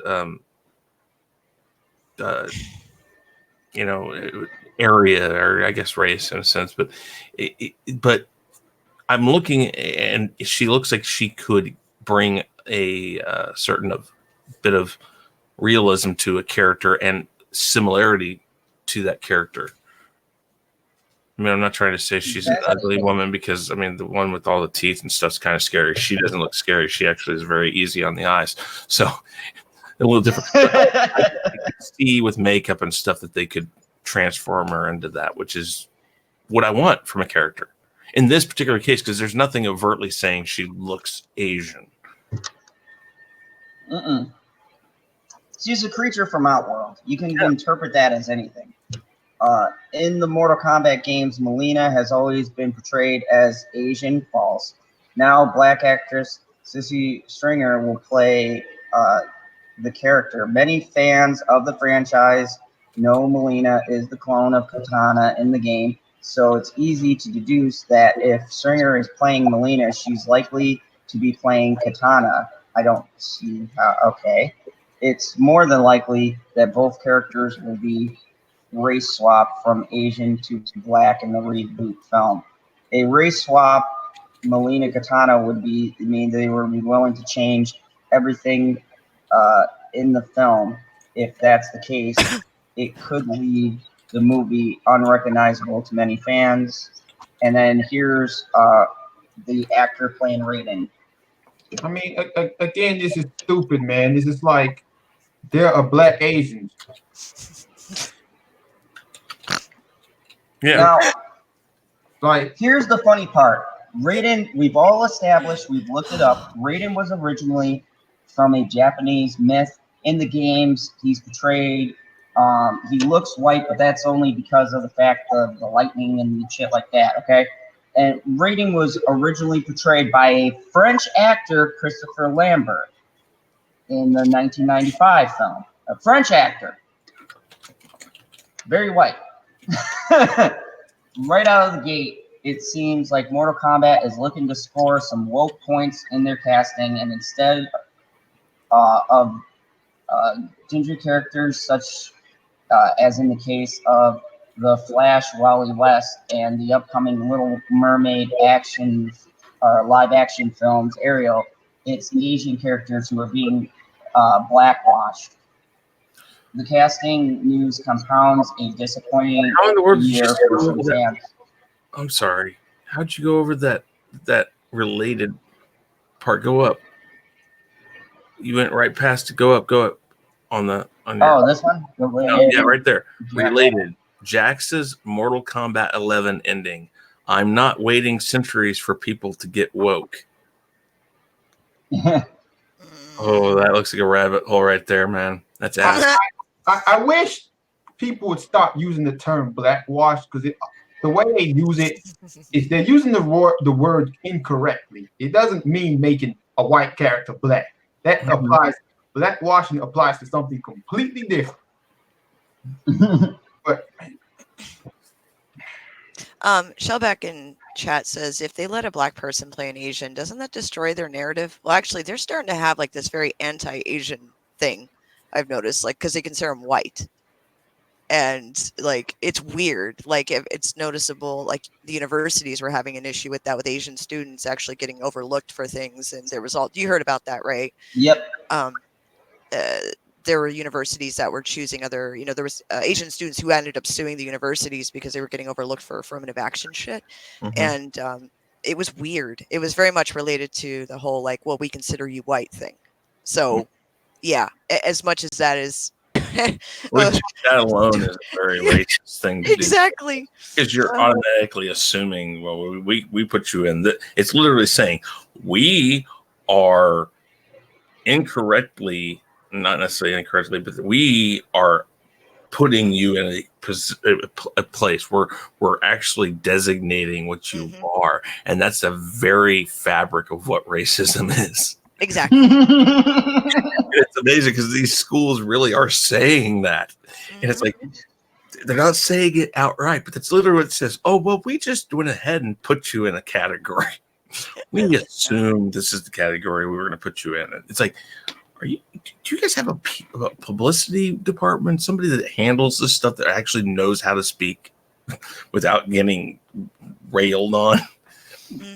And and you know what? Bounding with Comics does have some good articles, but this to me is just, this is the thing that pisses me off, because then when we're trying to argue about shit that's actually being messed up, it's stupid fucking articles like this that destroys the case. Because it's like, and I've said it a lot for different franchises, when they do something right, you can't jump on them, because when they're actually staying true to the story and the characters, and you're giving them shit, then you know you're taking one step forward, 10 steps back. Really quickly, Matt said in chat, Jax is black in the game. I played with him a lot. Wait. And Jax is black in the film. I don't see what they're talking about. I really don't. What is this? The race swap with Raiden. What's their problem with that? What are they saying? Because they're going by the 1990s one. Oh, because they're stupid. I got you. No, I was lost there. Maybe I'm smarter than I thought I was, because I was trying to figure out where the problem was with a Japanese freaking god being Japanese. What are you talking about, Zod? What the hell are we talking about? What type of crazy people are we? Do we want Japanese people to play the Japanese god? Oh, geez. What do we want next?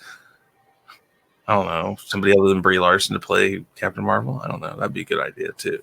Honestly, that website, like, I've always taken it as a joke. Like, I don't understand like how people use this site as a source for anything. Maybe because they like do this anti-SJW stuff or what, but like everything they post is like foolishness. It's like the National Enquirer. Every place you go has a tinge of an agenda in it, in a sense. If you wrote the basic facts of this person got casted for this person got casted for this, and then actually researched the character they're playing and looked past the color of their skin, looked past their race, looked past their gender, and asked yourself, do these people fit the character they're trying to portray? Okay, so let's say you have Jax and they casted a ghostly white pale male into the role.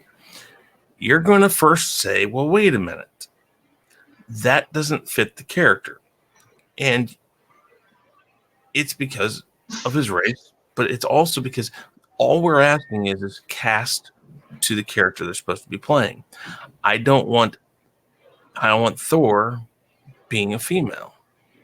Yes, does it have some precedence because they made comic books? Sure, but that's not what everybody thinks when they first think of it. When you think of Jax, you think of the beefed up, black guy that's sitting there that has the metal arm and all that. That's the image that's in the game. That's who you want. And you don't want them to change that. But when you look at the lady they picked for Melina, there's nothing about the two pictures you could say, no, I don't understand what's going on here. No, I do. I look at her and I said, yeah, I can see exactly what they were seeing. Yeah. That's the important thing is that can you see where it's going? And then the next thing is honor the source material, which, yes, it's a video game, but there are storylines within that video game, and they can easily do that. And not only that, too, you have to also look at the director and their past history, and even the producer, because James Wan and Garner are going to have influence in this, even if they're producing. And I look at James Wan's track record, and I like his stuff. He did. Producers are the new directors. It used to be back in the 80s and the 70s and all that. The director was the guy in charge. Producers now are the guys in charge. The director just brings the vision. I have a quick question. I didn't realize my ass was unplugged, but Your ass? my ass was that too. That sounded wrong, but oh well. Sorry. Anyway, so like really quick, like my question is: the majority of these sites U.S. based that are saying this shit were about the race? You know, the Switch. Okay. I wonder if they are targeting the Asian audiences with these articles, meaning they're trying to point out to them or individuals from, you know, like the crowds of the Asian countries that follow Mortal Kombat. Because I know in China it wasn't allowed, but, you know, blah, blah, blah, blah, blah. But they do have a huge following for Mortal Kombat. I wonder if this is targeting that audience. To us, it's not a big deal, but to, let's say, someone in Japan, this may be a very big deal. Because they wouldn't consider her Asian at all, but that they don't. You know, I think, and God shoot me after I say this. I think Zod has a good point here. Oh God, that hurt. Anyways, he has a good point. You have a good point when you say that there's not Melina's character is an Outworld character. So how can you put a race or anything to that? As long as they match up kind of similarly in the look of the character, it doesn't have to be a Japanese character. Who came up with the idea that it was a Japanese person? She's not a person. Like LB says, she is a clone, and that clone's an Outworld character. So exactly, exactly. Anybody what this person should actually be, as long as it's a female and it looks similar. Yeah, I think what it is, and it's kind of not far too reaching, because there is a lot of racism in Japan, especially against, you know, darker skinned people. And the fact that this is the way it's written, it kind of clicked for a minute. I'm like, well, wait a minute. You know, are they trying to target that crowd, you know, with this outrage? Because it's not going to mean shit to the rest of us. It's only going after a specific group. Everyone else doesn't give a shit because they look fine. But it is trivial differences, but to them, or people who are, let's say, diehard, or they have their cultural upbringing, this could be an issue. And it's happened before with other things, Asian films and so on, that people rejected it because, you know, there's this, you know, underlying cultural bias about skin tone and color. So I wonder if that's part of it. I don't know if that's directly what they were going for, because there's no fucking outrage to be found here, and at least not within, you know, our circle of the world. But I'm talking more expanding outside of that. So I just wonder. The Japanese are also gamers and everything else. I played on games with people from Japan and different parts of Asia. I've got some friends over there, and you know, because of my martial arts, I network, and they don't get offended by this shit if it's they do the lore and stuff just like we do. And if they know that the character is supposed to be a certain way, that won't necessarily offend them. What does offend them is if a character is supposed to be Asian and then is reverted. Melina was never established as an Asian character. So I'd be willing to bet if you asked some Japanese people within the circles and people who know the game and play it, they would be like, nah, man, she's a creature. She doesn't have specifically a race origin per se. As a matter of fact, in some of the games, she's come back as different things. And actually, what's funny is, as you say that, and it brings up a point that's the culture we live in right now. We are making a problem where there is no problem, because now what you're doing is you're actually assuming somebody's gender, or assuming somebody's nationality or race. This is an assumption that they know what Melina was when there's no way to tell you, because we're saying that somebody from a different dimension, a different world, has the same race and genders and all that we have. You can't say that. That's purely a fantasy character. I mean, short of making it a man, you, as long as, again, you make it look like the character, you're going to be okay. I mean, yeah, just there's no way that you. I mean, again, this is the culture we live in, where they're trying to find an issue, and there isn't one. And I mean, people still treat the Japanese culture as if they haven't evolved with the times. There was back in the day a sense of isolationism, and they wanted to keep Western ideas out. Once Western ideas started coming in, they wholeheartedly started embracing them. And games like Mortal Kombat and things like that, their rating system is different than ours, which is why it was a little bit harder for them to get the product. But people in that culture got the product. They know the storyline. Some people have been playing as long as me. And, now you're assuming, now you're putting a culture in a box, and you're basically saying they're not evolved enough to understand, and they're going to get outraged because they're still living with this isolationism mentality, and they're going to go, oh, here goes the white man, and, assuming this is what we want.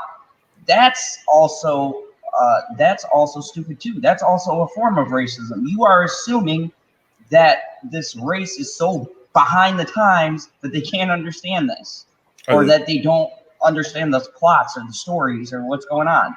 Like they live in a fucking cave.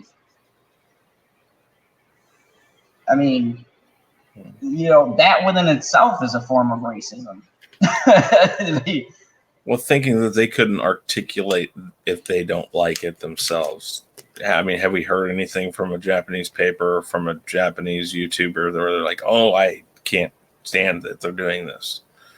I guess if we can find that, then you could say, sure, okay, maybe they have a problem. But yeah, if we haven't heard it from them, it's going to the source. Stay true to the source material. Find the source. Source is always a big thing, because if there's nothing to be had from the Japanese, if they haven't been outraged yet and we haven't heard about it, then I doubt they're outraged. I don't think we're going to hear about it. I don't know. I'm being serious. We're not going to hear anything like that outwardly. It will never be something that will be said. The money will just either show up or it won't. Yeah, I just think it's ridiculous that this movie is so early in production that they're already trying to find issues. Yeah. They're trying to find issues with this. It's like, why do we have to attack every movie that comes out? I'm glad we gave this website this much time tonight. Well, I agree with that too. Like 2 articles. It's not just this website. It's a lot of YouTubers and stuff out there doing the same thing. And again, I mean, yeah, I don't know. And LB, it kind of just swings back around to what we first talked about. It's all the same thing with the theme I've been running with people being outraged, directors attacking. It all connects because now it's creating fake outrage, and it's going from this article, from the last stuff that me and you were talking about. It's all under the same umbrella. It's like, okay, you shouldn't create outrage where there is none. We shouldn't be like, throwing gasoline on a fire that isn't even lit. I mean, it comes out in 2021. They only announced 3 people. There isn't even a full cast list yet. So, Tommy, I don't know, man. I can't agree with you. I like the new Battlestar Galactica. That was my show. Edward James Olmos is the man. Sorry, I have to disagree. Anyways, I'm gonna move on to the next article, which Squirrel I was a little confused on. Which one? It is I'll take one of each. Inside the cult of Funko. It's just the bizarre behavior. It's just one of those weird. It just kind of goes over how big that industry has gotten, and for me and a lot of people I know, that stuff has already died out. So I guess I'm kind of surprised it's still going. I know they have other products and stuff, but it's still very strange. Like, it's about the Funko Pop industry and how, like, it's died off for a lot of people as far as, like, I don't know, people I know. I don't know. Oh, you mean those stupid little pop toys? Yeah. Oh, okay. And they're talking about how much money they're making. Oh yeah, they're making new products, but it's just this. It's like a cult status now, and it's still making a ton of money. And that's what the article's talking about is this cult status. And I'm like, what the hell's going on? I Cult? thought, yeah, it's like Do you the think back in obsession. the day when we collected comic books, they called us like a cult? Yeah, it's become a cult, man. Cult. There- Wow, that's a strong I word. brought my daughter one of these. I brought her one of the. You are group promoting ones. your daughter to join a cult, Zod? I guess so. Oh my God, my child's been indoctrinated. Oh Jesus! This is a store with all of these things. I didn't even know they had their own store. Holy Oh shit! man, yeah, cult. I'll take one of each. Inside the cult of Funko. Hey guys, Listen. I gotta jump off of here. My son's giving me a weird look about Oh being my. 140 and him having to be up at 5 a.m. for school. And Okay. yeah, All right, Chris. sorry guys. I enjoy it as always. Hopefully next week I can jump on again. Have a good week. All right. The Bye, dead Chris. be a staple. We'll All right, be guys, plugging you in take it chat. easy. Night. Take it Good night. easy. We'll see ya. There's his- So, yeah, let's dive into this. And yes, Matt's Mama Bear, say no to Beanie Babies. Thank God that died out. That was another fucking ridiculous thing. With 1,100 licenses, a 40,000 square foot store coming to Hollywood, and 191.2 million in second quarter 2019 sales. The collectibles company has cultivated a fan base that's only getting more rabid. Jesus. Oh, God, I don't know if I can read this. In July, it's July, and thousands of people are escaping the heat in an air-conditioned geek refuge. In the very back left corner of San Diego Convention Center, there is a common refrain that can be heard over the general din of the 50th annual Comic-Con. I'll take one of each. The request is coming from the convention goers at the Funko booth. A toy brand is best known for its pop figurines, large heads, small body caricatures with wide set black voids for eyes, minuscule noses, and non-existent mouths. A case study in unnatural proportion.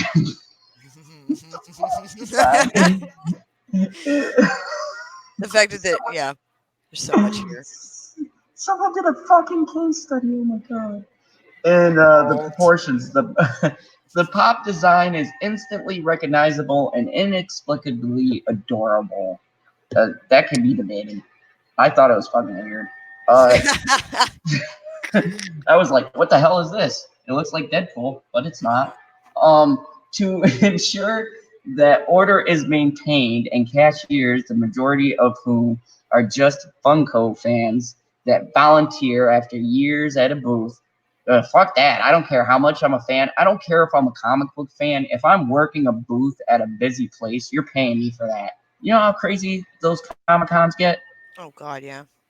Yeah, you could not give me anything else but money to do one of those. That's ridiculous. Do not get mobbed. A lottery system has been put into place. Ahead of Comic-Con, fans enter a raffle online in hopes of earning a ticket to one of 4 daily sessions, at which point they report to a booth at their allotted time and can enter to purchase figures of their choosing. A tired-looking security guard explains.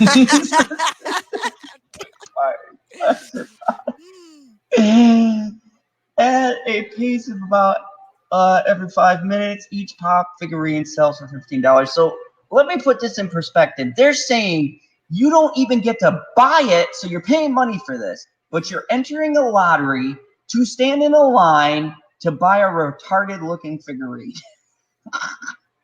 That's ridiculous. I mean, look at this. You're standing in line to buy. Hold on, I'm pulling up the picture now. Buy this. That's what you're waiting for in that long ass line. To buy Batman. Who looks disproportionate and kind of like weird. Cult. At the year's convention, 80 different pops are being sold, ranging from the lead characters in sci-fi series Winona Earp to Blue Raspberry. I have no clue what that is. One of the mascot for Otter Pops, popsicles. Each shopper can purchase one of each of every pop. So when convention goers walk up to a booth saying, "I'll take one of each," they will be paying, holy shit, $1,200, and do so. My God.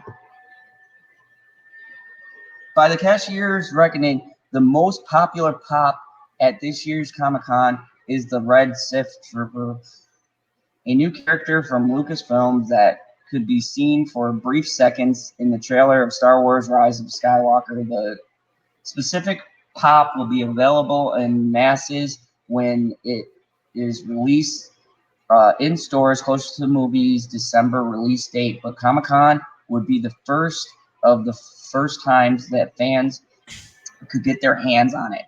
By this time the second session rolls around, all of the day's Sith Troopers allotment had sold out. But later that night, pops could be found on eBay for $239.90, a 1,500% increase. I don't blame them. I do that. Based in Everett, Washington, Funko started in the late 90s as a low-tech collectibles company focused on products like vinyl figurines, hand puppets, and their biggest draw, bobbleheads. And I can see where they took that bobblehead influence. I'm just checking to make sure no one else joined. Okay. And they kind of like mainstreamed it and messed with it. Brian Moret, a self-proclaimed lifelong Pez collector, first found the company as a consumer, drawn to their nostalgic focus on vinyl figurines of Speed Racer, Elva Canel, or Evil Knievel, God. It's late. I knew what that was, though. And Gumby. Moret, whose background was in hospitality, designing and building nightclubs and bars in the Seattle area, befriended Funko founder Mike Becker, who after almost a decade was looking to close down his then small operation. So in 2005, with two other investors, Moret bought Funko and began reading up on licensing, and then just started trying idea after idea. He tells the Hollywood Reporter, adding, most of which were like, meh. There is only so much innovation that can be done in the world of nostalgia collectible, but Funko's in-house design team set off to try to manufacture something different, taking cues from online fan culture that was churning out impressive handmade characters that were inspired by chibi style from Japanese anime and manga. Of course, they ripped that off. It's funny, I did a stream on that.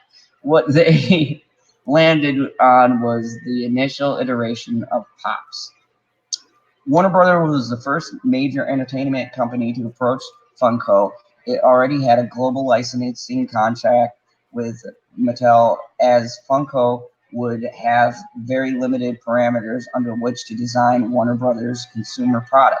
Funko showed them Pop and recalls Marietta, they got us the Batman license. In a Comic-Con in 2010, Funko debuted its first Pop collectibles of the DC superheroes. The hardcore collectors were not impressed.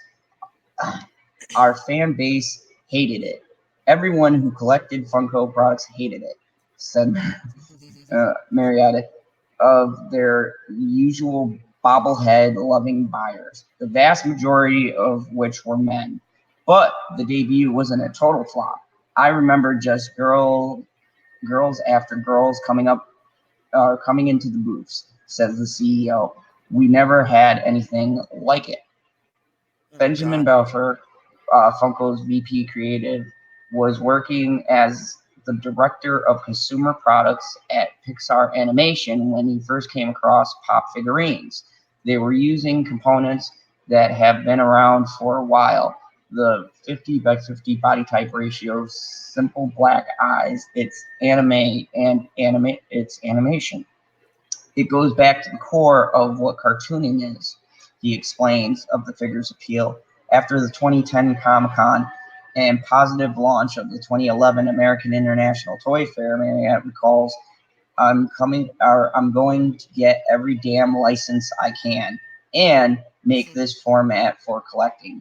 Now, with 1,100 licenses for films, TV shows, individual characters, and real life people, Funko offers pops from Severus Snape and Ursula to George R.R. Martin and George Washington.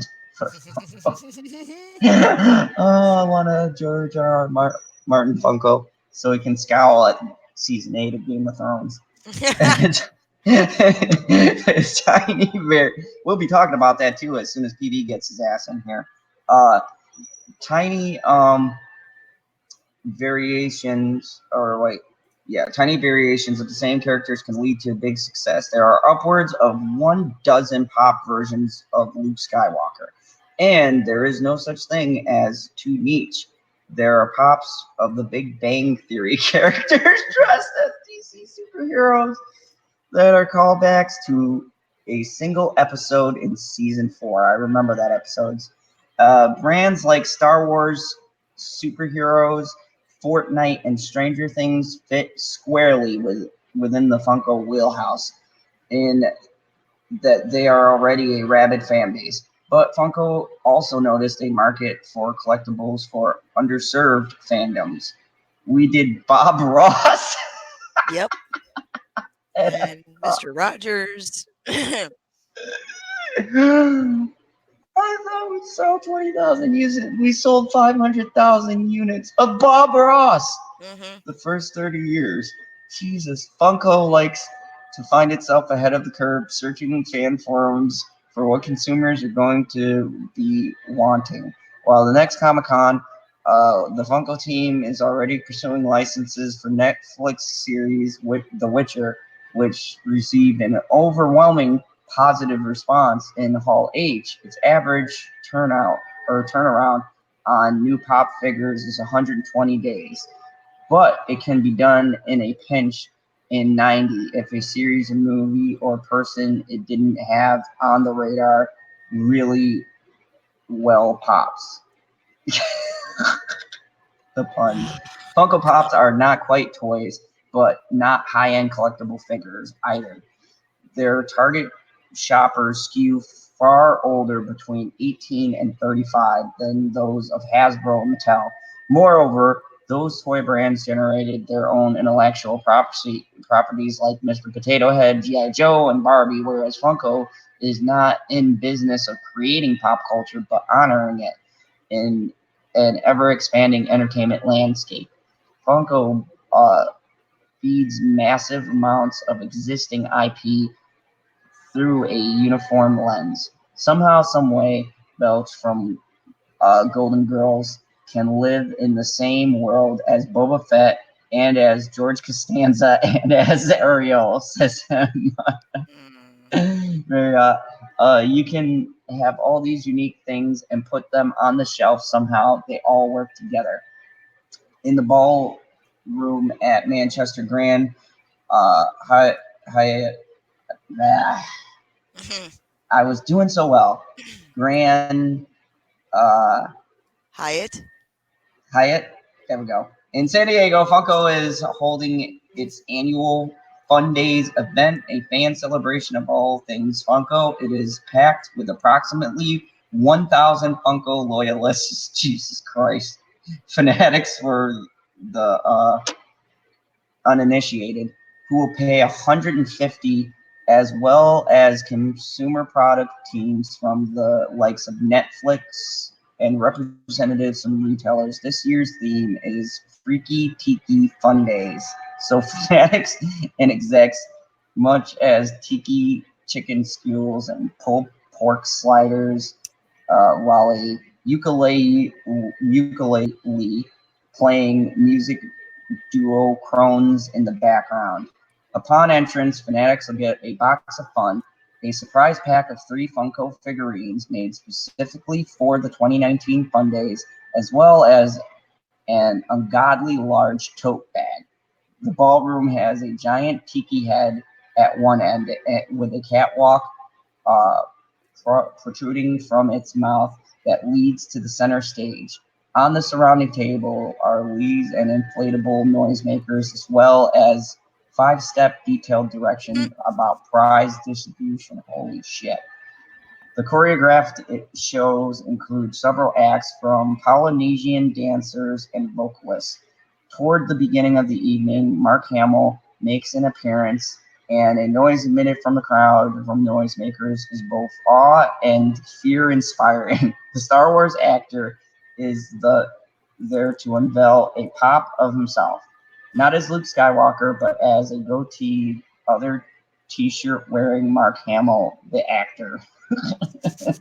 God, man. I want that. While Funko still sells T-shirts, plush toys, Pez dispensers, among other novelties, 84% of the company's sales comes from vinyl figurines. And at Fun Days, pops are certainly king. Random pop giveaways happen throughout the night, hence massive tote bags. 80 attendees receive the first of the Hamill pops, which will be available for purchase later this year, while 80 even luckier fanatics were bequeathed gold-plated Last Jedi Skywalker pops. While there is audible disappointment among the fanatics that were not lucky enough to be granted exclusive pops, everyone continues to follow prize distribution protocol respectfully. As of time of publication, those limited to golden Skywalker pops were available on eBay in active bidding situation that range from $1,400 to $2,000. Ridiculous. After a decade of being privately owned, Funko has acquired by a private iniquity group, Acon Investments, in November 2015. 2 years later, in November 2017, the company went public. With its initial public offering, Funko shares dropped more than 40% on the first day of trading. The company priced the shares at $12 and ended the day with a $7 stock price. By summer of 2018, the stock had rebounded and began to exceed IPO pricing. Infinity War, Black Panther, and Solo Star Wars story, among other tentpoles, had helped the bottom line. A boom time for pop culture means a better quarter for Funko. Funko's August 8 earnings report shows that the net sales increased 38% year over year to $191.2 million in the second quarter of 2019, boasted by the release of Endgame. Avengers brand collectibles accounted for 6% of sales during that quarter. In 2018, Funko reported net sales of $686.1 million, and up from 2017's $516 million. The company is projecting sales between $840 million to $850 million worldwide by 2019. Built on a solid foundation of pops, Funko is now in the business of expansion. In 2017, acquisitions were made of Loungefly, a popular niche apparel company that specializes in backpacks, and the UK-based animation studio, a large evil corporation. In February, Funko acquired board game company Seattle-based FPC, with credits like Disney's Villains, Harry Potter, Hogwarts Battle, and Bob Ross Art of Chill. Funko is also gearing up to set down roots in Los Angeles with a 4,000 or 40,000 square foot brick and mortar emporium on Hollywood Boulevard, slated to open this year. A studio calendar are only becoming more densely populated with tentpoles, and genre television content is all but sure to increase with the impending streaming service debuts. Funko will have plenty of Pop 5. When asked what the biggest difference was between Comic-Con now and his first 16 years ago, Red offers, well, I'm no longer building the booth. Jesus Christ, that was long. It was. But yeah, So, it's interesting because I mean it's such a cult. I thought this stuff was already wearing out. You know what I mean? Like as far as like interest.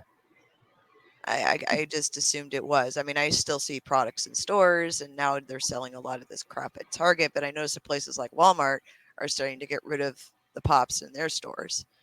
But it's really strange. I thought this was a dying off cult type thing, I guess, as far as collectors go. hey, I got an idea for a pop. Oh God. And we could pitch this to them. The Lonely Man pops. We could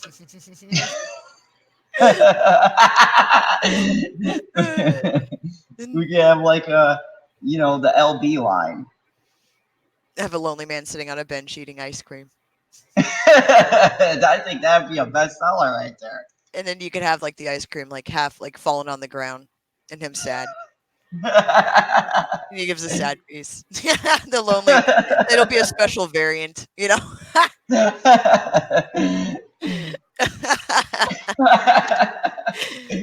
So, let's go online. Let me start with LB. LB, I didn't know nothing about this. What do you think about this new craze? Do you think like it's something that'll come or go, or? I knew it was big business, but I don't really care. I think those things look ridiculous and stupid. But hey, if people like it, more power to them. Mm-hmm. Yeah, I'm kind of in that same boat. It's just like when Trolls came out. Everybody needed Trolls. Mm-hmm. You should remember that. Mm-hmm. Oh yeah, I had the red troll with the purple hair, and he was angry. Oh my. Did you have those treasure trolls that had like the little what do you call them? Diamond, like rhinestones in their belly button or whatever? Yeah, I had big trolls, small trolls, game trolls, everything, every kind of troll I had. Badass.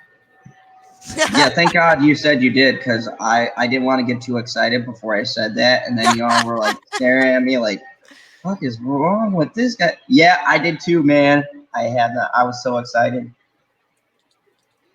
Yeah, man. But my favorite was the red angry troll. Used to comb its hair. Used to brush the troll's hair. All that stuff, man. I love those. I love those things so much. I was like treasure trolls, and I get so excited. And I had a hot pink one, and then they had these really cool. Like remember when they started putting clothes on them? I was like, son of a bitch. I know they got like PC on the trolls. I knew how to sew because I was an advanced little child, so I made my troll like a shirt and stuff. Yeah. Mm-hmm. That's awesome. That was the big troll. I took care of the big troll. That was my little home.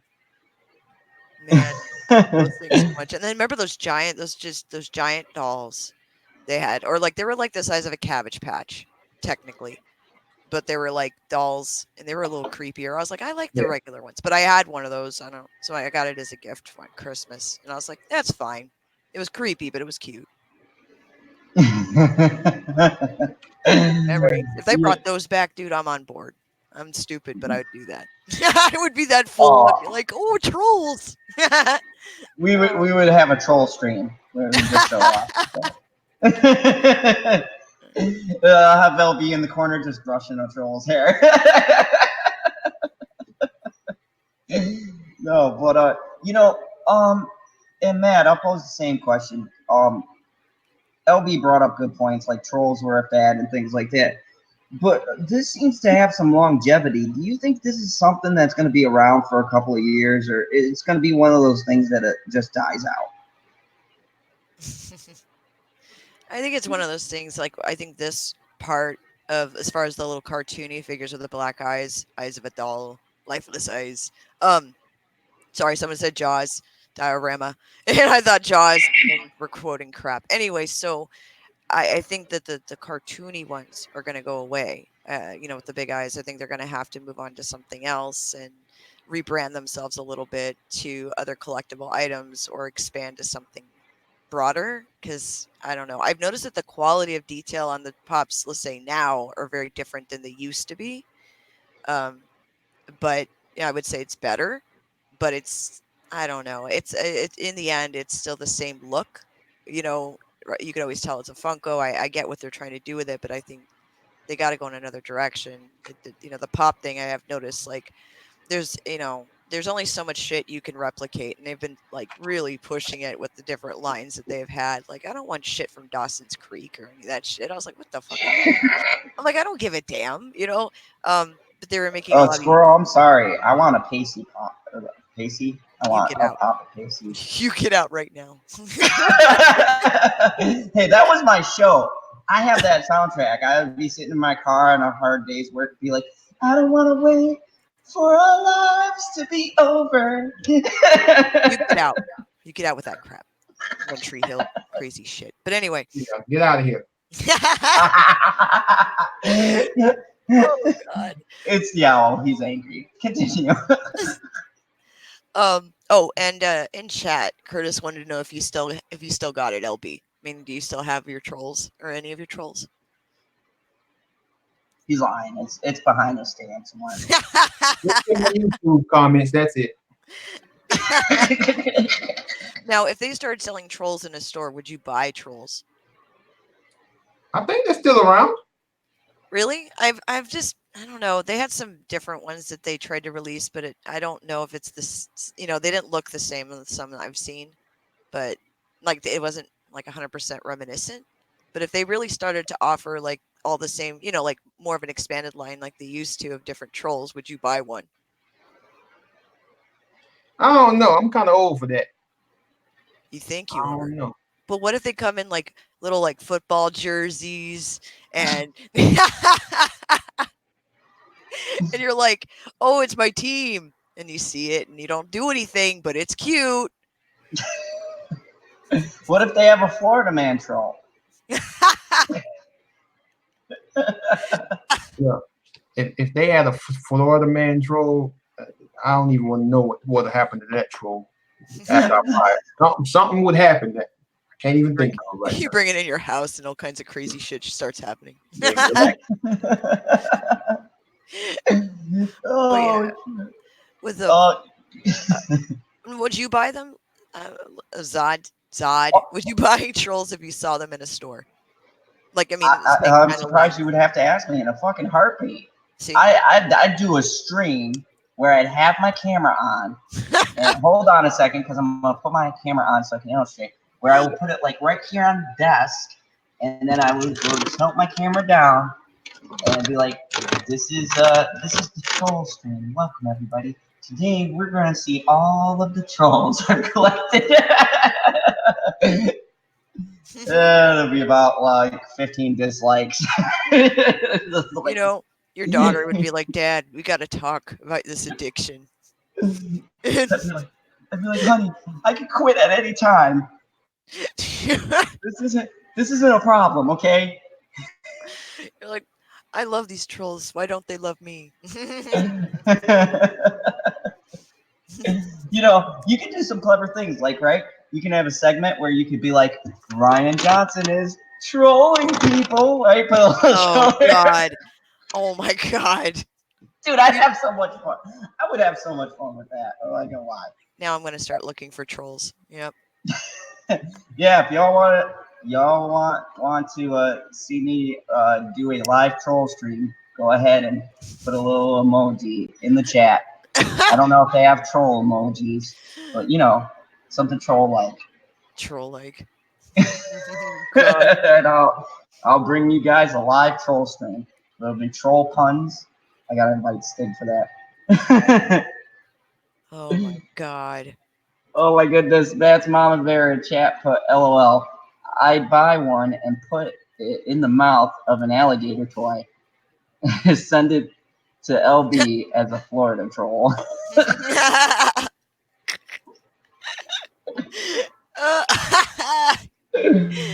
Oh my. Goodness. Oh man. That would be hilarious. But yeah, I mean, you know, I accredit this to like everything, man.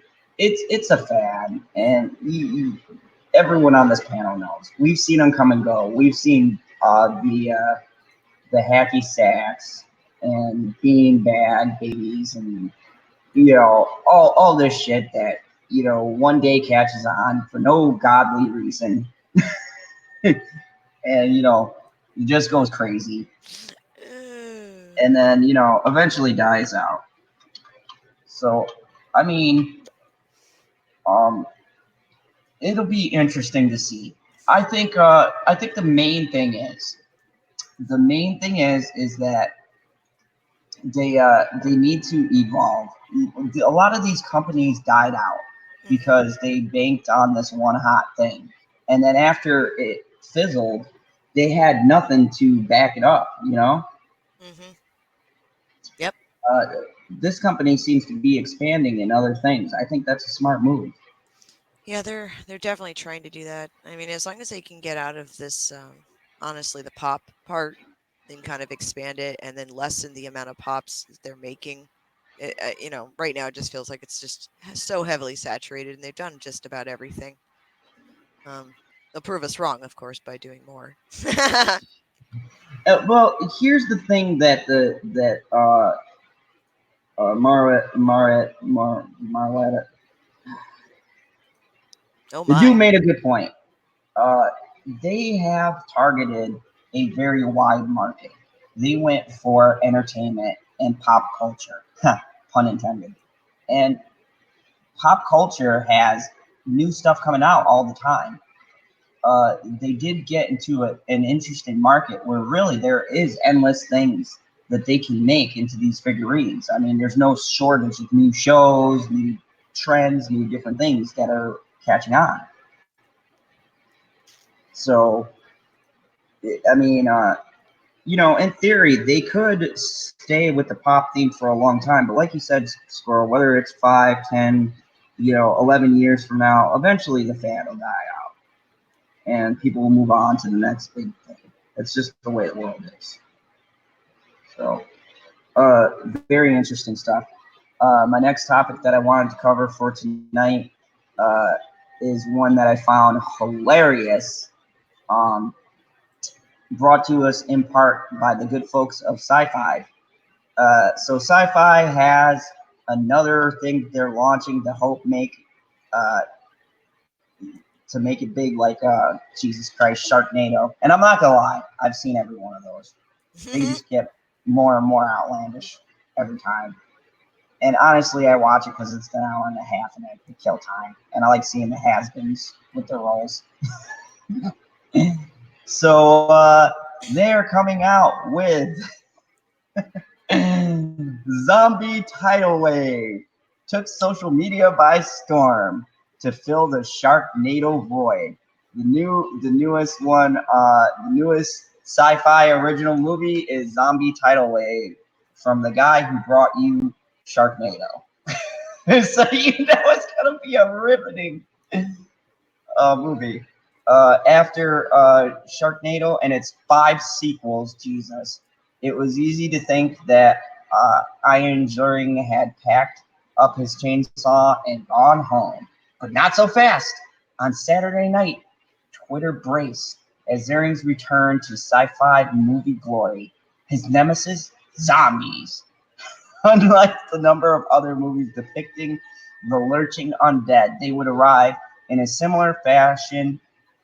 Those nauseating flying sharks, namely a zombie tsunami. Zombie tidal wave may not have the same kind of ring as Sharknado does, but it is the latest sci-fi original movie starring Zering to capture the imagination of the tweeting masses. And this fucking guy, how he got to work this long, I gotta give him props. After Sharknado concluded its run last year, Zering, who hails from West Orange, was back in action with viewers at home, some at zombie tidal wave. Jesus Christ. Zombie tidal wave watch parties, squirrel. A fucking zombie tidal wave. Why didn't I get an invitation to this? Tidal wave watch parties. Waiting to find out what exactly zombie tidal wave could look like. In a synopsis, Zering plays Hunter Shaw. Oh my god.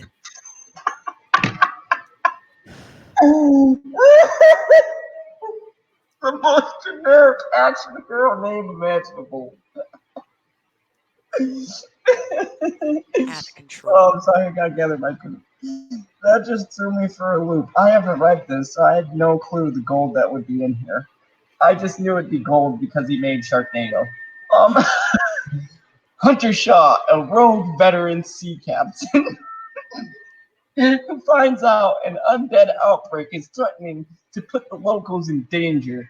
Zering and Thunder Levin, the writer of the original Sharknado, collaborated on the story. Sharknado helm Anthony C. Farragut co-wrote the script and directed the film. This time, Zering ditches his chainsaw for a samurai taser sword.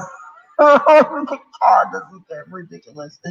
Among other weapons, there is also a wood chipper in the mix. You know, Fargo style. there he is with his. He's a hunter sea captain. I don't even know what that title is supposed to mean.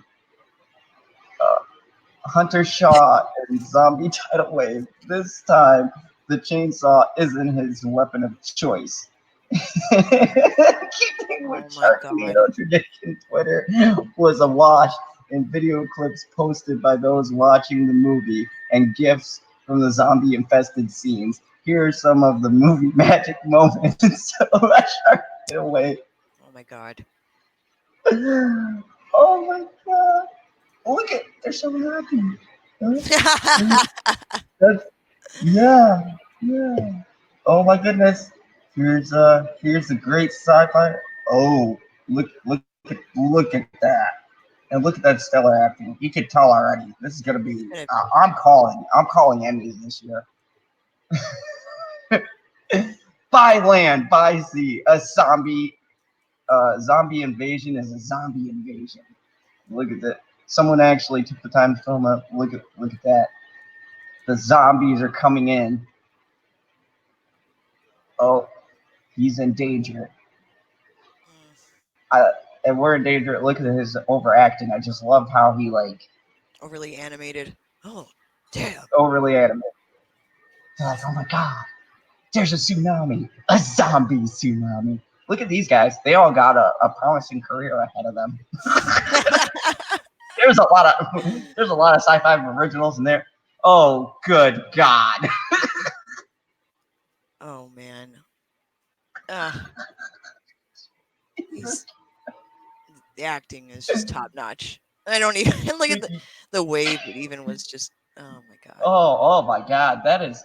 I feel the intensity of these scenes. Like, do you? Look at that. This guy's going, we're fucked. Look at this wave of zombies. This zombie tidal wave.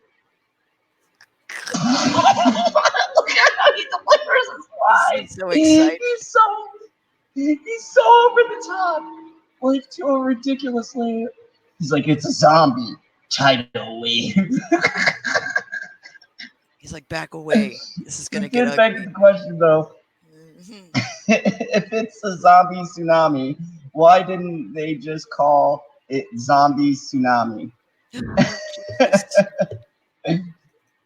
Oh God. You shoot a zombie in the head, they're supposed to die, right? That's one of the lines. So you're saying this is gonna get an what would Emmy? you do? This is like Breaking Bad level writing right here. I mean, I'm fucking rushing out to buy the Blu-ray of this. I'm not even lying. Like, I'm calling the cops. I'm gonna go out and buy high def 4K TV so I can watch zombie tidal wave. Oh, And what would you do, and what would a Sharknado adjacent movie be without those one-liners? Oh God! oh, Here dear. goes. Oh, Jesus Christ.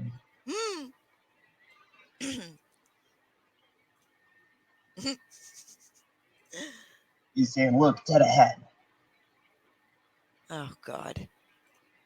It's only gonna go downhill from here. You know that, right? Like, now we got the zombie wave, but you know what? People will watch. Oh my God, Squirrel! I'm not even kidding you. He just said roadkill. Oh my God. Well, you know, you got to get those, like, what is that, D level? I don't even know what level that is. F? I don't know. F level films, B? I don't know. Terrible. Look, It'll make money. The Asian guys playing a small guitar. What is this? What's going on right now? What is happening? Yep, they'll make money. Oh my God. Oh my God, dude. Who did this? Holy Jesus. Oh, there's the taser scene. I want to know how that works. Is that a taser, or it's like fucking electricity moving from one to the other? I have But no it looks idea. like he's holding Christmas lights. Oh Jesus! Oh Jesus Christ! Yep, they did it. They did it, folks. They have a taser sword. Good God! Couple comments from the chat. Going through here real quick. Let's see. Tommy says there is no letter when it gets that low. It's just a barcode. Trey Courtney says Syfy made a movie called Mega Shark versus Giant Octopus. I'm not surprised. Hey, check the green room. PB's in there. Oh, okay. PB! Sitting here waiting 5 minutes. You said like the magical word sci-fi original. Hello, LB. Thank you for the jazz hands. Hello, Mad Squirrel. No Hi, problem. sir. How are you? PB, look at this Pretty good. fucking gold. I'm sorry. I believe you're talking Sharknado. Zombie tidal wave. Okay? Look, they have a fucking, I shit you not, a taser sword. This shit just got ignorantly ridiculous. He's like, yeah, I'm gonna take my taser sword and kill some zombies. Oh my God. So painful. Here's the wood chipper scene. They're gonna put a very fake looking. I don't know why the zombies are green. I guess because they're in the water. What do you mean? What do you mean agreeing? When did he No, agree? green. Oh, green. It's a green Oh, he's zombie. covered in Algae algae. zombies. Because it's a zombie wave. Exactly. Tidal wave. My bad. Every time I see this, I just I think of that scene from Goodfellas where he's like, the next time you send a letter to that kid's house, your head's going in the fucking oven. like starting in the zombie. The next person you eat, you're going in the fucking wood chipper. Oh God, this is great. I've got to immediately go and watch this movie. I just want to know why the fuck we're talking to a goddamn owl. Reasons. No, man, not reasons. I heard your terrible fucking reason. Like, you have Twitter on every device. You can get a picture to yourself. No, it doesn't convert it from my Twitter. Oh my God. Onto this computer. Oh my God. What, you got like a Mac 1? I don't know what the fuck this computer is. Holy shit. It's old though. Fucking yeah, we are definitely in the fandom zone. So we may not know if there will be 5 more zombie tidal wave movies a la Sharknado, but for a Saturday night in August, the story of the aquatic undead drew enough attention to propel the movie to the top of Twitter trends, which in its own currency when it comes to sci-fi movies. So yeah, he had some Wait, great did I one-liners. miss this movie? Was this on just last Saturday? It had to have been. I got to go back through and watch this magical gem. Motherfucker.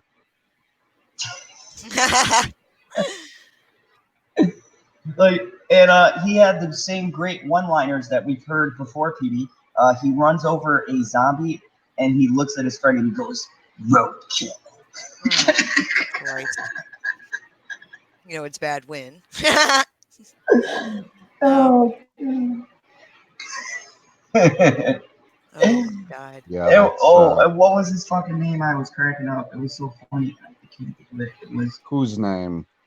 his name in the show was something fucking ridiculous. Hold on, I gotta In find it. what show? The movie? In the movie, his name is fuck. Hold In on. the new movie? Yeah, the guy who played in Sharknado is playing the lead role. Oh, I don't know. You were reading the article, so I was making a sandwich for my wife. I see what you did there. This is not a joke. This is a fact. So in this movie, the dude's name is Hunter Shaw. Yep, calling the cops. He's got the most generic action movie So name does that ever. mean this is in the Hobbs and Shaw universe? Yeah, I was thinking about that. I'm like, are they gonna get sued for that? Then again, it's sci-fi. They're probably not even a fucking blip. Well, maybe they spell it differently, unless it's written down. Or you probably read it. I mean, if you read it, we have no idea how it was spelled. Oh, Jesus Christ. You son of a bitch. I'll pull it up. Oh. I'm just glad that I can see these pictures on the screen. Yeah, it Like, took it yeah, down they 'cause just you were upgraded late. this You were overnight. late, and we had already did the pictures. If you had, I'm not talking about that. I'm talking about the Avatar pictures, you butthole.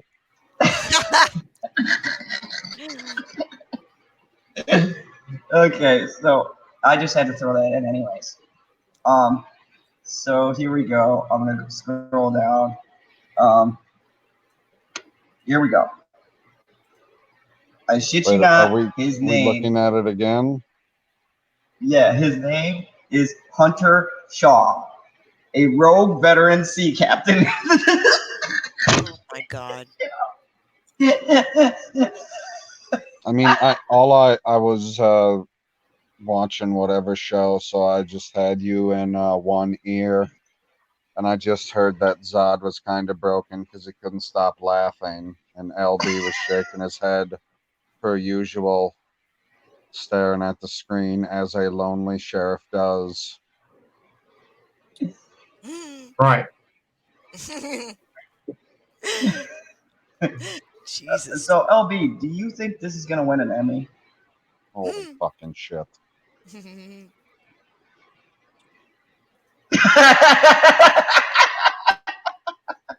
That's how you dignify that with a response.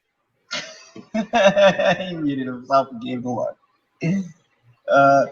So PB seems excited about this. Matt Squirrel, are you excited about the zombie tidal wave? I Are you gonna be swept up in the wave? don't. Oh my god. It's one of those things where I'm like, I'll watch it eventually just for the entertainment value, but I don't know if I'll make it a mission, but I will eventually watch it because I know me. So anything with killer animals and terrible acting is always entertaining when you don't really want to deal with anything else.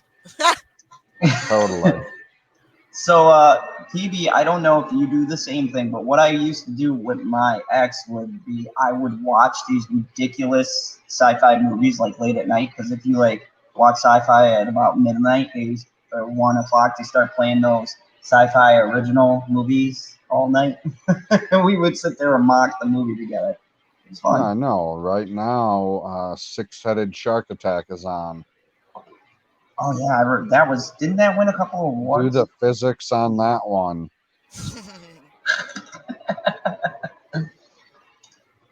Oh This my is the God. same Like, network I that seen canceled Twin-Headed Beats. Shark Attack, and I seen Three-Headed Shark Attack, and I never saw 4, 5, or 6 yet. And I was like, I don't know, man. Last one I saw had Carmen Electra. That's a while ago. So I'm not up to Yep. date with all of the sci-fi originals.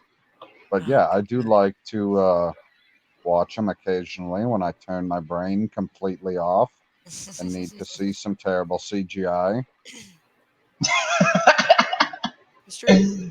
Oh my god, their CGI is like throwback 90s CGI when they first started using it. That's about like the budget. It's so bad. It is so cringy. Like, and just the dialogue's classic. Just like, and I love what I loved about Tornado or Sharknado was that I loved how Irving delivered his lines. Like he was fucking going for that Emmy. That man overacted that movie so bad. Hey man, he's making that money. He made that money so much. Oh my god! Like every line he delivered, like even if he was doing like mundane shit, he'd be like, "We're going to the store and getting a sandwich." I'd be like, "Bro, you're going to get eggs and milk, man. It's not that serious. We're not even fighting sharks yet. Bring it down." I mean, I don't where think the you fuck is your understand the severity.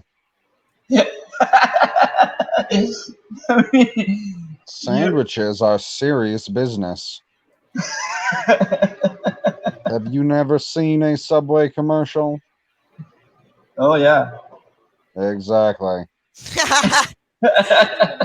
Explains it all. So yeah. Yeah, so it was hilarious. It was just I had to bring it up because I was like, oh my god, the creators of Sharknado, this one's gonna be a gem. Mhm. So I'll watch it. Now I'm gonna go back through and see if I can get the replay. Gotta be there Curtis Wise. somewhere. Might be on Curtis- demand. Curtis YZ in the chat put, and all the energy paid off like an Emmy would have paid off. True. Mhm. Matt's mom bear put, that's the appeal of cheesy movies, the overacting. Unfortunately, I'm noping out of this one. Like what I saw, dude, in the zombies. Oh my god, they made the fucking zombies green. Like they try to put some kind of scientific meaning behind them being in the ocean. I don't know, algae and shit. Oh god. Trying to make it as like original, sciencey, you know. I Yeah, I guess. don't need extra science in my sci-fi original. Yeah, like Hmm. have you ever like listened to Sharknado when they get into the serious moment? God, none of that is serious. But Wait, like, that happens? When did that happen? I didn't see like the last 3. I only saw the first 3. so like the one where like David Hasselhoff is in it and like he's a fucking astronaut. So that explains the quality of these films. Yeah, that's what I'm saying. How is that a serious moment? How can a German pop star be an astronaut? Reasons. Sometimes in life. And so they have a moment where they're trying to explain the science behind the Sharknado, and they're just going on and on. And I'm like, I'm watching this, like trying to like, okay, maybe they'll give us some factual reasons why the fuck the sharks are somehow surviving in a swirling tornado midair. And he was Jesus. like, and the barometric pressure and the condensation in the air. And I was like, I swear to God, they're just reading out of a science book right Oh my God. Yeah, they just grab some words, throw them together, boom, science. It's true. Oh my God. There's so much going on with this. It's just like watching a dumpster fire, but at the same time, there's a party that's like curious to how bad the dumpster fire will be. I'm just saying. I don't, like, Yep. this is a movie you go into, and you know you got free time. There isn't shit else for you to watch, or maybe you're too lazy to change it to a good channel, and you're just like, Thank oh, I've been practicing. you know, sci-fi original. I would rather talk anime. Oh my gosh. That's another level. What have you done? You Wow. broke LB. Me and You her would plan rather is work. talk anime than talk sci-fi originals. Man, Oh my God, God, the break plan's it. coming together. I'm gonna tell Perp, if Oh, you want to get LB to watch anime, just send him a clip of Sharknado or an anime and tell him to choose one. Yep. There's going to be a death in the family. Holy And fuck. you know what? I swear they're going to be like, what happened to LB? Oh, well, he imploded earlier. He just outright exploded. We'll have to do a memorial stream for LB in his memory because that's how bad it'll be. Oh my God. Live from Lonely Bay. The one thing that Yeah, took that LB out 5K finally. stream will be way different without you.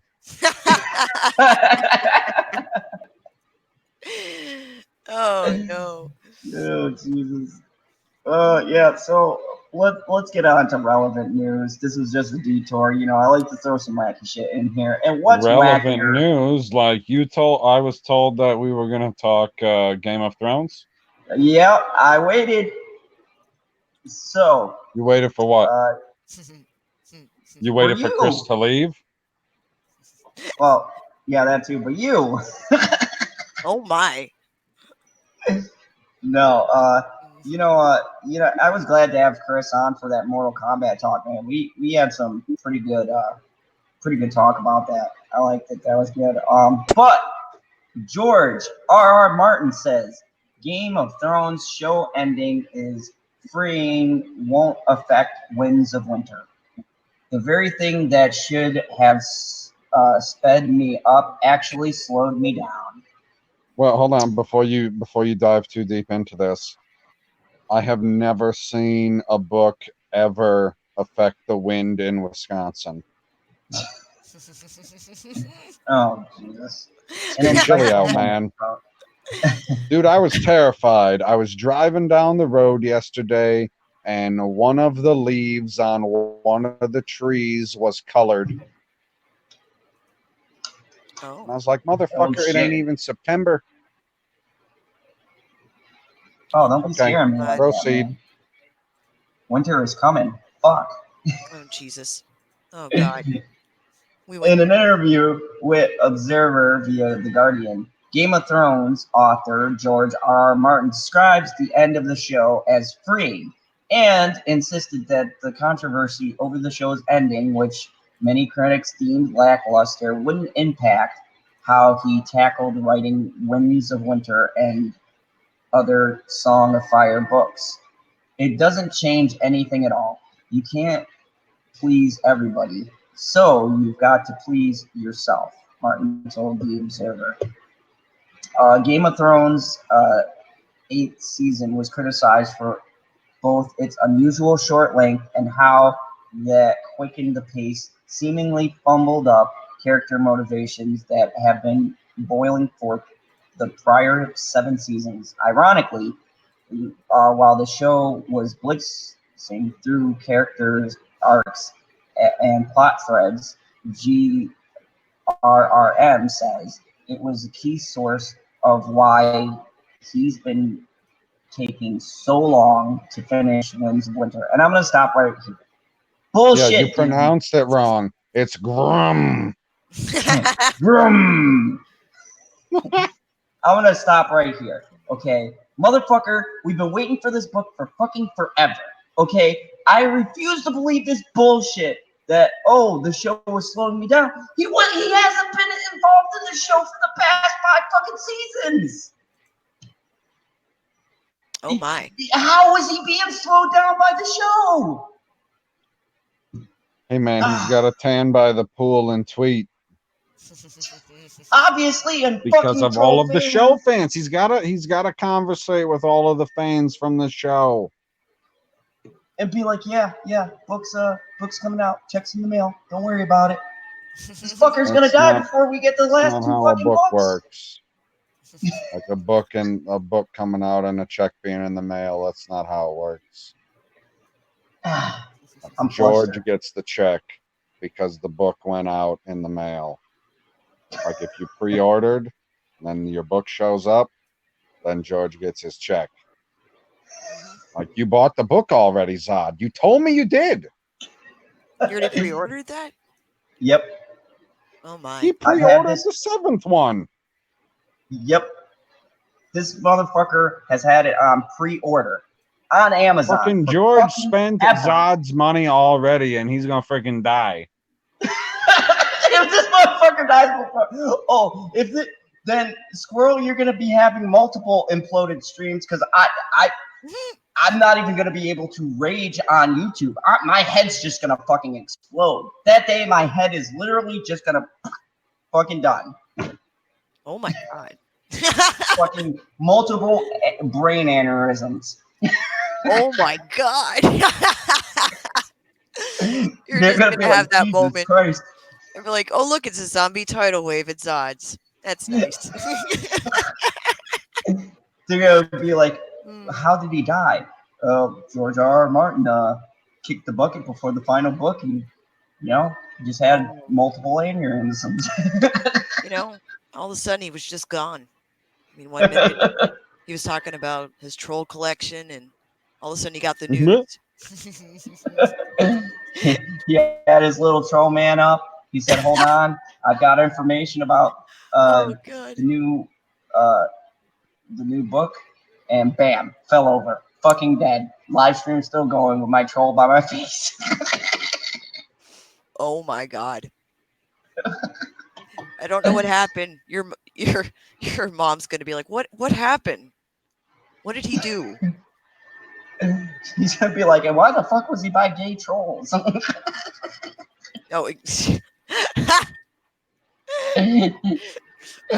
Oh man, I would love to hear your mom's reaction to that. God, why? I don't think the TV series was very good for me, Martin said. The very thing that should have speeded up actually slowed me down. Every day I sat down to write even. Huh? Perp here. Perp. Oh, thanks. Oh. Hello, sir. What's up? My cohort from the new Watch Anime. What up? He's in purple and I can see him. He's not another white circle anymore. Right. Makes sense. We're diverse again. It feels amazing though. This is dope. I don't know when they started doing this. Today. Today, huh? Yeah, because that option was not there yesterday. They listening. So all they need is a mobile app. Make that happen in 2020. And Tommy, I will stream that shit. You guys will all be involved with my multiple brain aneurysm if George R.R. Martin fucking dies before those books are finished. I pre-ordered that fucking thing. I swear to Christ, George. I'm telling you right fucking now. I don't know if you watch these, but if you get a fucking clip of this, you kick the bucket before the last book, I will fucking go to your grave and I will kick that fucking headstone over. Oh my god! The next thing I was about to say, what did I miss? Hey, Zod, I got a question. Yeah. when did you figure out Daenerys' name was pronounced Daenerys? When you watched the show or when you read the book? You know, fuck the show. What are we talking about? Game of the Thrones. Game of Thrones. Oh. George R. Martin has come out and said, "Now listen to this, perp. I know that you know you think Game of Thrones is trash for those last seasons, and but remember we were joking about him kicking the bucket. So this motherfucker said that the show actually slowed him down from writing the book when he hasn't been a part of the show since like the 5th season. He's been gone from the show." And he said that was the reason why it slowed him down.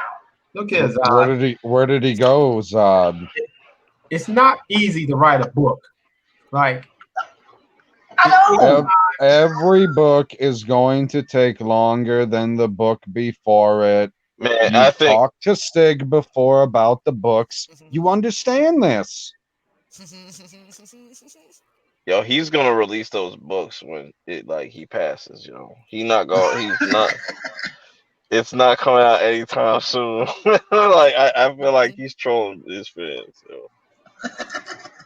Like the one that he's currently working on will be finished, I would guess, within the next 2 years. But All right, after that, it could take 10 years to write the last one because of how intricate the storylines have become. Oh man, I don't know. He might get. I know he's gonna get that next one out, but the next one, that shit gonna take years and years and years. My But God. by the time that last book come out, they're gonna have a reboot of the fucking TV show. That will be 50 years from now. Hey, the final book is coming out just in time for the reboot. See how it's actually supposed to end. In movie form. True. My That'd be wild. God. Oh my God, it's so true. My That God, show's so garbage, yo. I'm sorry. My God, I have to finish the book. I've only written 4 pages when I should have written 40. Yeah, George, fucking speed it up. Martin said. It seems like I've seen videos of him just chilling. Like he'll be playing with like an RC car and some shit. Yeah, he's chilling with the RC car, sending a tweet. This motherfucker over there on the blog. He out here. He out here smashing these joints and shit.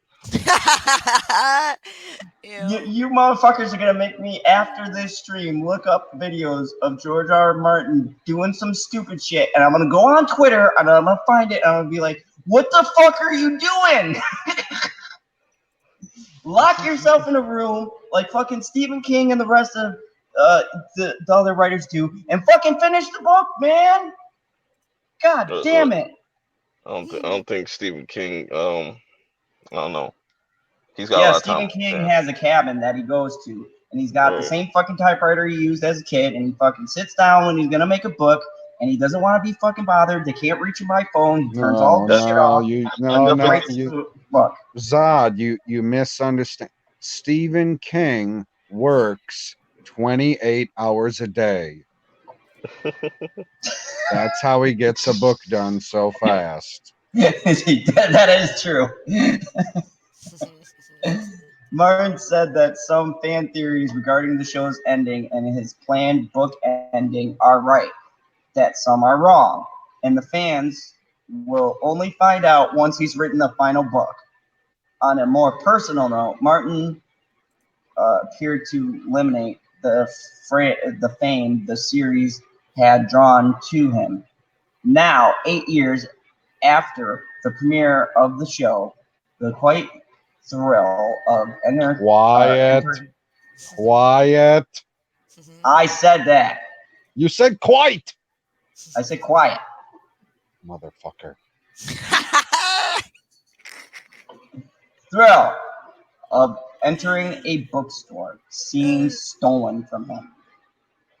When asked if he missed the old days, Martin said, "Yeah, honestly, I do. I mean, I can't go into a bookstore anymore. And that used to be my favorite thing to do in the world. To go in and wander from stack to stacks, not writing shit, take down some books, read a little, leave with a big stack of things I'd never heard of when I came in. Now, when I go to the bookstore, I get recognized within 10 minutes and there's a crowd around me. So you gain a lot, but you also lose things. Martin last gave an update on the Winds of Winter book back in April, saying it was going very well lately. But no time. Oh, you are so wrong, Zod. I knew that you said the other word because Mad's Mama Bear says Zod is quiet, the reader.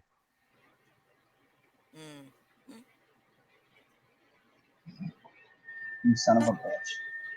This is why my icon. Oh, shit.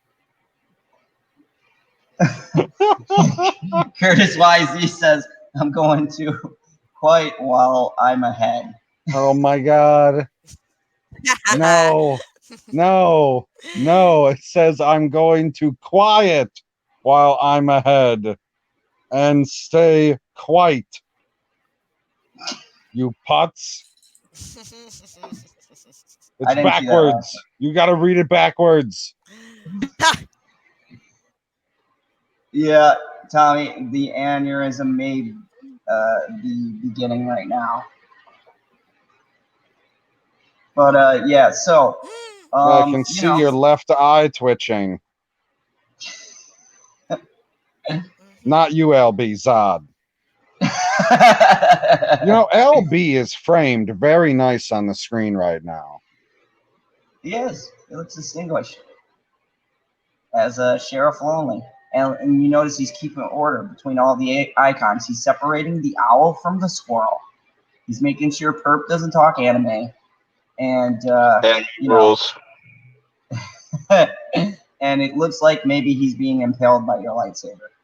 I can't tell. Oh my God! Don't say that. So don't talk yeah. like that. You and your you're muted, LB. You're still muted.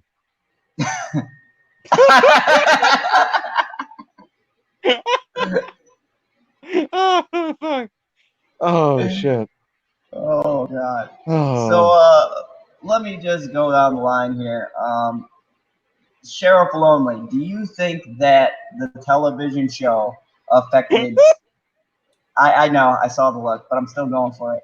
Do you think the television show affected his ability to write the book? Yeah, because he got people like you that keeps criticizing him for living life and taking his time to make sure he writes the best book possible. Hell yeah! I haven't even begun with the fucking angry tweets. That's phase one tonight. Look, if he put out a book and it's not up to your standards and the rest of your standards, y'all gonna berate him and won't leave him alone. And I'll just sit here and like, I told you so. You should let him chill and write the book at his own pace. So nah. Yeah, but what if he writes it at his own pace and then it's still trash? Hey. Then it's gonna be even worse. Nah, but it is what it is. Like, y'all should have left the man alone. No, I mean, I've left him alone. I don't have that problem. But I know how to play devil's advocate, unlike Zod. Well, to play devil's advocate, if he takes 10 years to write his book and it turns out to be trash, then it's like, well, y'all rushed him. I mean, No, I do love that argument. No matter how long it takes him, he was rushed. Exactly. That's perfect. I'm sticking to it.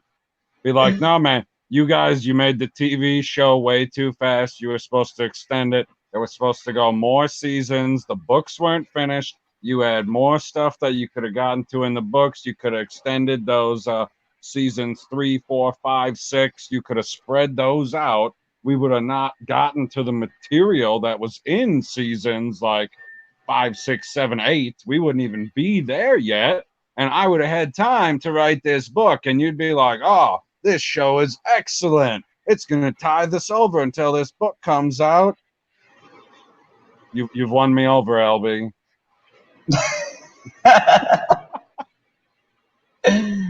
Squirrel, what do you think? Squirrel's muted. She's gone. She's getting snacks, you frickin'. Yeah. Oh my God. Yeah. I put that to God. Oh, I put that you know it takes her a little longer to get snacks because you know she has to reach for them and you know she got to find the stool and stuff. Sometimes she can't see what. Hell, shit, Stevie. Stevie. I've never been called whole shit before. Not whole. It was O. Oh, right, cool. How are you guys? No, we're good. You need to change your picture. We're wonderful tonight. How do I change that picture? Okay, so you know that area where you were able to like turn the camera on? That's kind of below the viewing box. There's kind of like a little picture symbol in it now. Click on that picture symbol, and then you upload whatever. You're in the show. Ah. Yep, the box just to the left of that. Well, that's really complicated, isn't it? Not. Yep, they just added it today or yesterday, I guess, from nice. You know, American time. Just got to decide what photo to put in there. Exactly. Don't put anything too provocative, or else we'll get kicked off right away. Be like, nope, that was the one meant for your wife.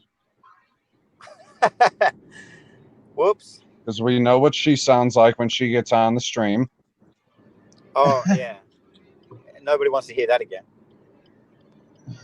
Oh, shit. I mean, 50-50. I was laughing my ass off. I'm not going to tell you what Zod said after. That might upset you. Wait, what are we talking about? See? I just got back. What do you mean what do you mean you just got back? This is your live stream. Man, I had to pee. Oh my gosh. This man is literally this man is like what's his name? Coco, what do you call him? The Coco host, the late night guy? Oh, Conan? Yeah, he's like when he took over for Jay Leno. Terrible. Oh yeah. See, I like Conan, but you cannot do self-deprecating humor on the Tonight Show, in the sense that every time that he would come out for late night, it was, hey, we have a terrible show tonight. And then he'd tell you all the, great people that he's going to have on. And you'd be like, oh, that doesn't sound like a terrible show at all. Oh, look at that. Stevie J is here. Look at that picture. But then when you come out on the Tonight Show, you can't come out and say that you're going to have a terrible show. You can't do the same type of comedy. And it was it did not work at all. Yeah, 100% agree. So that's we agreed. Stop agreeing, everyone. Hey. Break it up. Is my mic working? Okay, it is. Okay. It is now. Jesus. Yep. No, I was going to ask. He's the not fucking cat unplugged it, didn't he?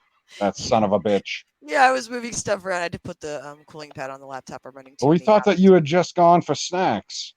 Oh, that too. Yes. See, I try to do all things in like one quick stride. So you might have heard me scurrying around in the background of the tree. You might want to rewind because somebody was making fun of your height, and it wasn't me.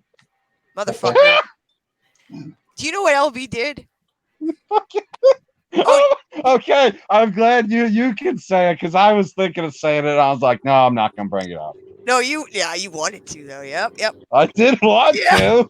We're all talking in the morning, and he's like, "Hey," and I see him in the background. He just starts moving around, making all kinds of noise. Yeah, and like he's doing construction in his house right now. So I was like, "What the fuck?" He pulls out the measuring tape, holds it up against his the blue screen behind him, and he goes, "Hey, look at this! Here's squirrel. Here's your height." And then he stands up. Look, this is where you come out. Look how short you are. You jerk. Oh, man. I'm like, thanks for letting me know. I appreciate it. Not like I don't go outside. Although here, pretty average height. Although there's a lot more shorter people than me. I'm pretty sure you're taller than a lot of the people in your area. Absolutely. Yep. I feel like I'm among my people in a sense, too. Well, aside from the Hobbit village, but still. Bastard with your measuring tape. I was like, what is he doing? And then you finally, after you were done with your project, you're like so proud. You're like, look at this. Yeah, my desk is real clean. You can't go to Universal Studios. You can't go on any rides. Oh, Jesus. Your Oh, desk is Stevie, No. you did get. Oh my God, Squirrel, you did get back. Now Zod can ask you the question that he asked you while you were muted and gone, and he was like, "Hey, Squirrel, what do you think about George R.R. Martin dying before he finishes the books?" And me and Lonely were like, "Dude, she's not here." I already know the answer. What is the question? What do you think of George R. Martin dying before he finishes his last book and saying that the show slowed him down? I think it would be absolutely fantastic in a sense because it'd be a nice middle finger to the people that won't leave him the fuck alone so he'll finish his book. I'm just saying. Oh, did you not just catch my rant? When I did. I knew it. God damn it! I knew that was going to be the answer. He's probably. I just am one of walking those around. people who are going to get the big middle fucking finger. I If I were him- pre-ordered it. Dude, God I know. damn it. You know what I would do? This is me. This if I were him. This is if he was to happen upon this stream just for the entertainment value. Okay, I would give the suggestion like in your last will. Okay, this is you do a huge Game of Thrones themed scavenger hunt for the last novel. Okay, and just send it out to the fans and let them go looking for it so you can make all these executives miserable for what they fucking did to you. Have them like go to the executives' houses looking in their garbage bins and their cars, and eventually at the end of it there will be the novel reveal, but it'll be like with somebody you trust. It'll be through the estate or an attorney's office, and they're like, yes, we're actually going to release that now that you found and finally discovered us. But then in the meantime, though, you can harass all the executives who've been complete just absolute douchebags through this whole thing. So yeah, make sure you get the writers in there too because they did a great job on that last episode. Hey, you know what's wild? You know what's wild thinking about it? Like, God really paid for a book that's never going to come out. Fucking LB is trolling me. God damn it. Telling you. No. If He that ain't doesn't trolling fucking you. happen- He's just speaking the truth at you. There's a difference. Wait, so God, you think this book's gonna come out? We're talking about number 7, not number 6. We're talking about number 7, A Dream of Spring. You think that book's coming out? That's the worst title I ever heard in my life, but A dream of spring? Bruh. This latest book that sounds like some reminds soft ass shit. Like, What's Steve? This latest book reminds me of It's a giant supposed to dog. be a deep medical. Oh my God! damn it. More oppression. Stevie. So oppressed. Oh no, I was just gonna say, this whole thing reminds me, like this latest book reminds me of a giant dog, The Never-Ending Story. Oh yeah. that's a great story. Oh, core. You know, it'd be great if they did release the book and all it is pictures of like seasonal settings and it. Oh, you know what would be awesome if the book comes out and it's just pictures of dicks like in Superbad. What have you been doing this whole time, George? Just doodling. Doodling. You like this picture I did? It's a big fuck you to this HBO exec. Yeah. I call it asshole in the wind. I feel bad for him in that sense because they really were just ridiculous. Like as if like, you know, writing is a process for each writer. You know, it's not like he wrote these books in a year, you know. So I blame HBO for that bullshit, you know, for the pressure that he was starting to feel. And him fucking around is absolutely trolling and doesn't give a fuck. He's like, fuck you then. I'll take my time. He ain't written not one letter in his new book. He ain't no book. This book is this book is like Dr. Dre's third album Detox. It's never coming. He's made so much money off of it already. This book is like The Godfather Part 4, like Knights of the Old Republic Part 3, Kill Bill 3, The Whole Bloody Affair. It ain't coming. It's not happening. Or Solo 2. Oh, Jesus. It's like the Ryan Johnson trilogy. It's just not going to God, that guy, man. You sons of a bitch. No, but you know what? IGN told me that Ryan Johnson's still working. Oh, Yeah, he's working for IGN. He's delivering coffee. Oh, I bet. Coffee's code. He's I think all writing a these- script in IGN's toilet. I think all he's doing is working on Jerk and the Gherkin. Oh, God. That's a chapter in his new book. Hold on. Terrence told me he is working on a cinematic masterpiece right now. Oh, fuck. anything. Knives Out. I got all my knives out. I'm fucking Edward Scissorhands with my knives out. The only thing I care about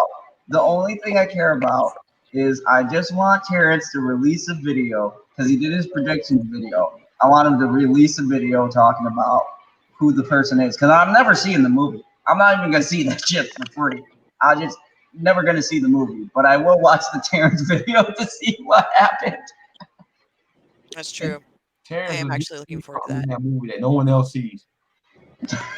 It'd be like the one person who turned out to see that movie. I mean, that's legit scary. I'm gonna watch it. Cause you are you. Oh, my gosh.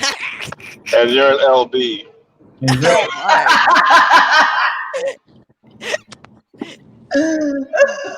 You'll go watch this movie just to tell us that you went to go watch the movie, but like you have no reason to watch it. Like you don't want to watch it. You don't care. To watch Zod's gonna watch it too, yo. Zod's gonna watch it. Terrence is gonna watch it. Then we're gonna have a round table about it. I mean, I look at it this way.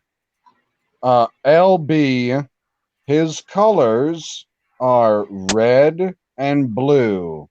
It's perfectly balanced on his screen everywhere. Each side has equal amounts of red and blue. And then when you mix that together, you get purple. It's not balanced at all. It's totally freaking crazy and off the wall. Exactly. Yeah. You're crazy, perp. Watch anime. I've been told that, but I embrace it. See, exactly. It's not a negative. It's not a negative. No. I mean, it's not like I was sitting here and was like, dude, man, you are the next Ted Bundy. I didn't say that. Oh, I just said you're purple. Maybe he's the next Bill Cosby. Oh, my God. Hey, I don't gotta slip no pill in no bitch drink. Nah, man, I need those bitches slipping the pills in my drinks. Like, I want to have a good time. Oh, Jesus. So you're doing it now.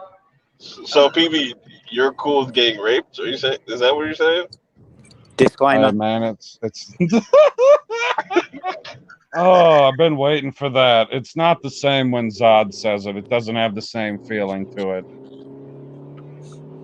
Oh my God. I needed that disclaimer.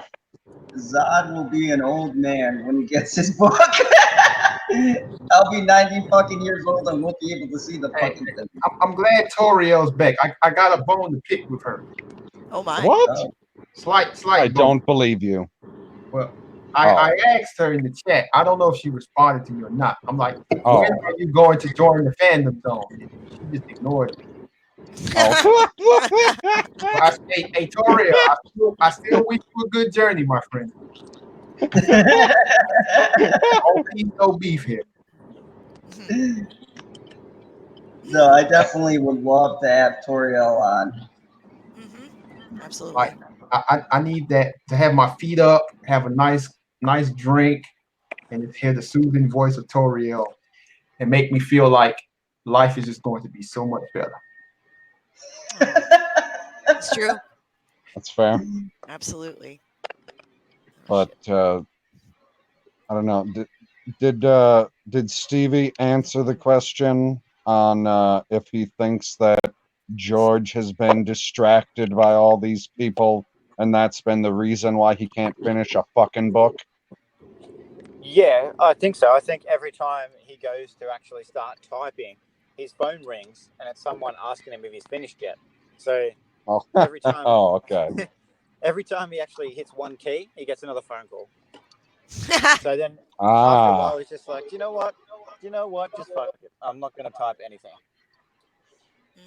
Okay. Stevie, I only called him 3 times a day. Oh my god. Oh my god. No wonder that guy is angry. I feel like they're going to be calling him until he's just a brain in a glass case filled with water. And they're still going to be calling his brain and saying, are you finished yet? Are you finished yet? That's fair. Well, okay, me personally, I don't need the entire fucking book. All I need is the ending. Just tell me the fucking ending. That's all I need to know. And I just need to know if the same person ends up being king or queen at the end of the, all of the characters that are in this particular story. Unless, the planet explodes. I don't fucking know. Like, if that's the end, that's the end. So you just want to confirm that the already awesome ending stays the same. That's what you want to confirm. And I need to know if Bran is or is not actually evil. And you know what? This motherfucker in the interview gave it a half-ass answer. He was like, well, some things from the ending could be in the book and some things will not. I'm like, motherfucker! Well, what do you want to say? What do you want him to say? All the great things. Exactly. You're not going to you guys were talking about that earlier when you were talking about directors. I don't listen to anything that the Russos say anymore. I mean, I listen to it and then I laugh and I go, okay, that's a lie. Even if it ends up being the truth and they were entirely honest, I always assume it's a lie. Exactly. Because they've lied about too much. See? PB knows the system. I mean, any fan of Quentin Tarantino would know that these people be lying, man. He's like the king of lying. So, right? I mean, I thought that somebody who was like a general in a fandom zone was a huge fan of Quentin Tarantino, like a huge fan of his. And he reads all of his interviews. Oh, God. He tells the truth all the time, right? He tells the truth all the time? He's just straight up honest. They're like, hey, what happens in this movie? And he's like, well, main character dies at the end. Go watch my movie. Oh, that's not what he does. True. Shit. Yeah, he even lies about projects he may or may not do. Oh no. Who's telling lies? Directors, writers, anybody who is telling a creative story and is asked a straight up question about it. Hey, how does your story end? Oh, well, the chick who is a blonde Nazi ends up winning. There you go. Stevie, watch out! Nearly got me. Holy Nearly fuck, fucking got man. me. Nearly got me. I heard the tires Don't you guys squealing. always- Oh, God, it scared don't you guys me. come on these streams standing in the middle of traffic like I do? Oh, I mean, I do. I mean, I do come on these streams standing in the middle of traffic, although I'm in northern Wisconsin at 3:14 in the morning, so nobody has driven by yet. Right. Well, maybe it was just me that my parents told me to go play in traffic. I thought it was a game. Oh, It's like a hobby. That's what Stevie's doing. When he's late, Yeah, he's it's like actually Frogger, dodging but for stuff. real. oh, unless he ran into one of those, as Zod would put it, incorrectly, Asian drivers. Oh my. Oh, You son of a bitch. Indians are Asians. Fuck you, No. and I Oh, yeah, reject there's your lots of Asians. hypothesis. Watch your Oh, spelling on that. ooh, ooh! I just saw the banner on the screen. LB, you have been responded to Oh, What? from Toriel. Oh, She said that she would love to sometime. It would be fun. oh, Excellent. That's like a Quentin Tarantino answer. Oh, no, that's a Terrence answer. Oh, there we go. Terrence It's a answer. Terrence answer.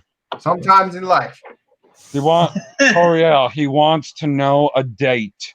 He wants to know, are you going to be on tomorrow or the day after or like next Sunday? Like, what day can you be on the Fandom Zone? Or will you join the Fandom Zone the day the Vega Brothers movie comes out? oh. Because we can always get rid of Perp. He's the extra black man on the panel. Unless it's in February, then no, we got to keep him. Correct. If it's February, then we cannot get rid of Perp. Then we would have to get rid of Stevie. Yeah. Oh my God. The oppression is real. Oh Jesus. Good night, Shellback. Thank Good you night, for Shellback. joining us. Oh, turtles fall asleep. Yeah. It's getting that. It's a very quiet Sunday. Next Saturday. Start work tomorrow. Hold up, it's Sunday? Yeah, Wow. tonight is Sunday night. Wow. You didn't know that? Only for some. No. Oh my God, some people live in the future. We do. It's Monday night here. Oh, Holy fucking shit. shit. That's right. Oh. I've got a DeLorean. Oh. Send me makes the sense. lottery Okay. Oh, tickets. whoa. Hold on. Wait. What year is it? Oh. It's December 14th, 1955. Oh, well, shit, man. Well, that makes way more sense. Okay. This is more important. Toriel said next Saturday. Mhm. Yeah, Cool. it's going to be on next I will Saturday. keep that spot clear, and we will have Toriel on. Cool. Yeah. Tommy and chat put, oh no, they're going to gender swap her. Yep, totally. Oh my God. And race swap, I believe, too. Because I have seen her hand before. Oh dear. Like, I think one of the first streams that I was ever on with her, she wasn't entirely sure how to turn the camera off on her phone. So she was smoking a cigarette so we could see her hand every time she would go to ash the cigarette. So it would cross over the camera that was looking at the ceiling. It was funny as hell. Oh my. It's all coming Or together. at least I thought it was funny as hell. I don't care what anybody else thought. Oh.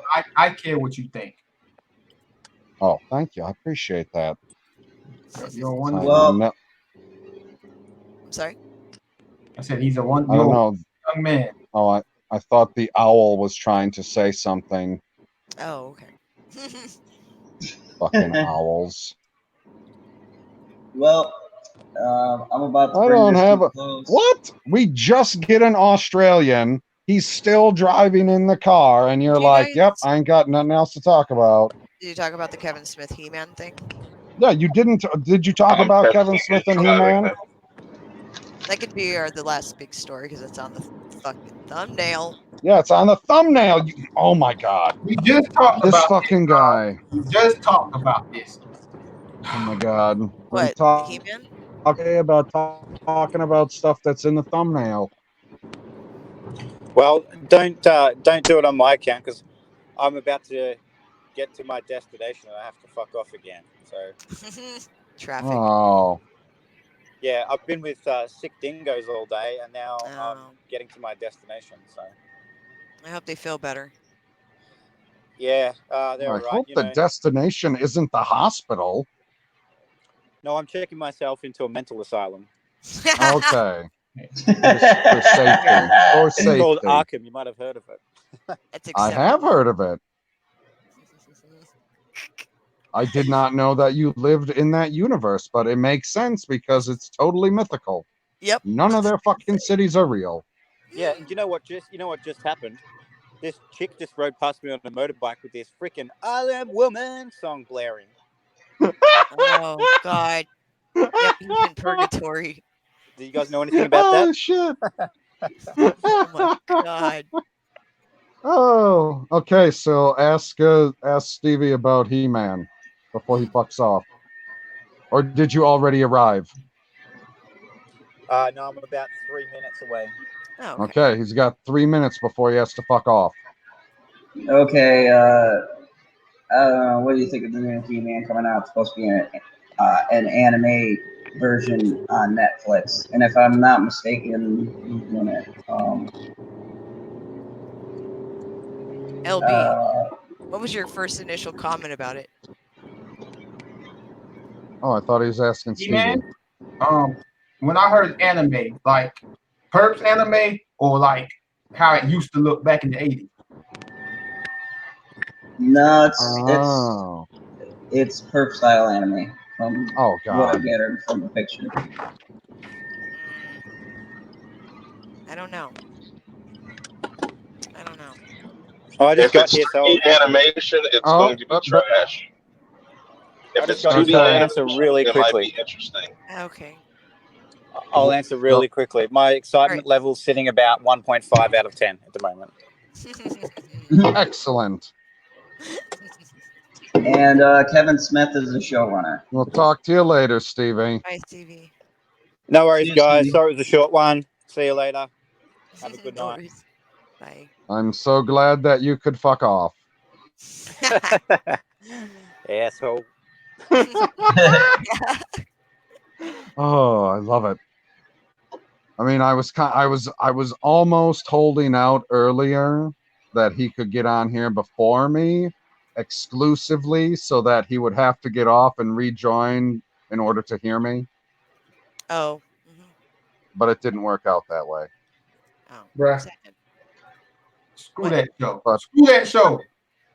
Yeah, I was hoping that even if they were doing it anime style, if they were doing it like Archer, I could handle that. But I don't need like extra weird anime style. Like I don't need to be watching He-Man and two giant naked men are fighting in the street. Right. It's going. Kevin Smith will be the showrunner. Yep. Keep bringing that shit up. That's funny. It's going to be. It's a good idea that they're doing anime. At least, it got my interest. It's also going to focus on unresolved storylines from the 1983 and 85 He-Man, the Masters of the Universe, and will even pick up some character stories from where they left them off in the classic animated television show. But it's anime. Wait, so go ahead, LB. I said, but it's anime, man. That's dumb.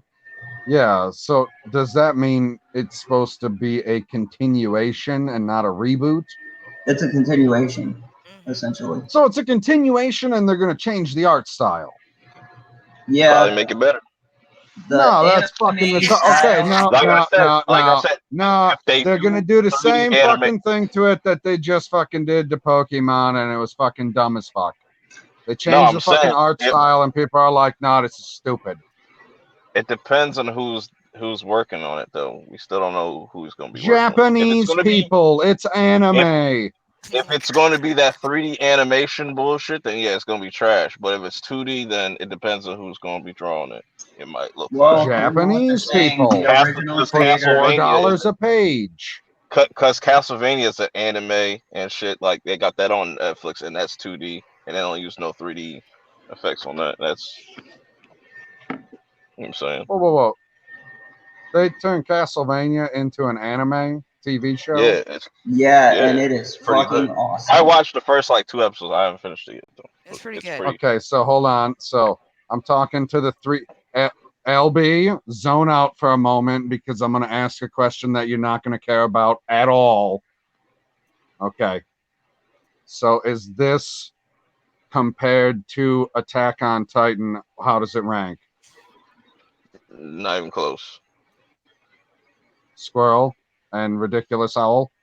Or the Castlevania? Or this? Yes. Oh, The Castlevania is outstanding. Castlevania. I think it's Because all three of you have told me that Attack on Titan is like honestly a 9.5 to a 10 out of 10. Yeah, I That's think just a 12 out of 10. I guess it depends on the Goddamn genre perp. that you like. Does that make sense? Okay. So, for some people, maybe Attack on Titan might be a little too intense. Okay.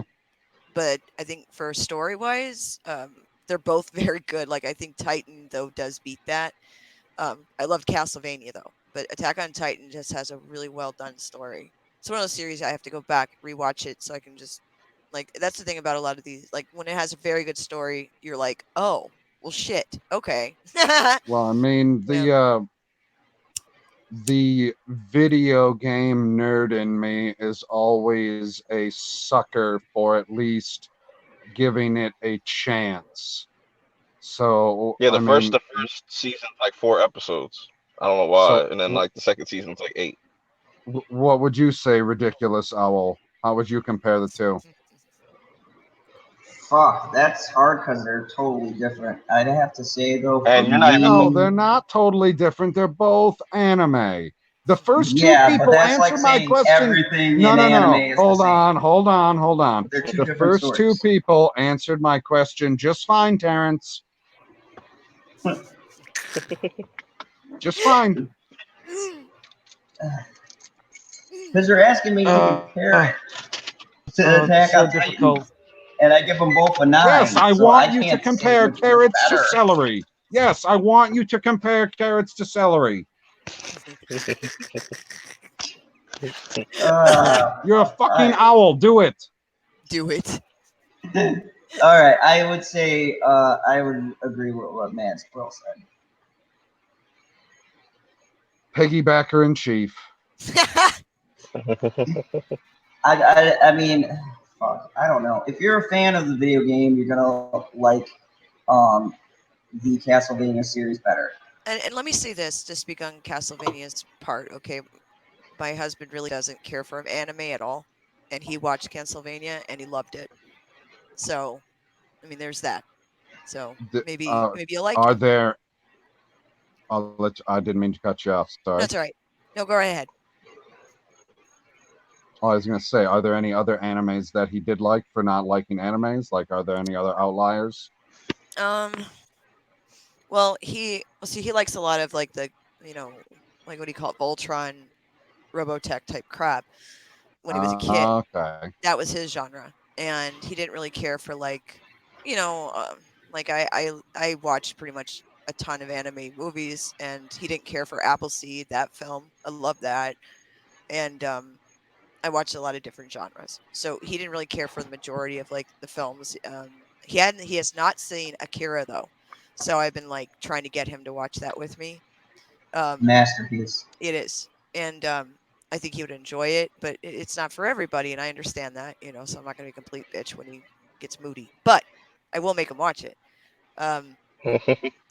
But there's a lot of, I guess, films that he sat through with me that were across the spectrum a little bit, like Ghost in the Shell. He didn't care for.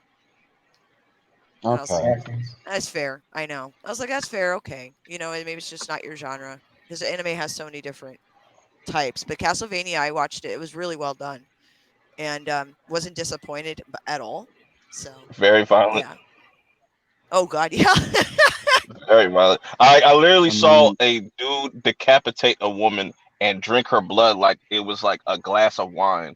That shit was like very disturbing, but it was like, yo, that was Okay. That was a glass. so- That was like a fine glass of Bordeaux right there, man.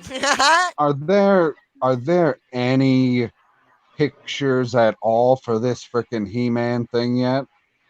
No, just the a picture posters. of. Yeah. Okay, because I was gonna say there's a big difference between like your mainstream anime like Pokemon and some of the crazy ridiculous stuff that they can get into over there that's totally bonkers.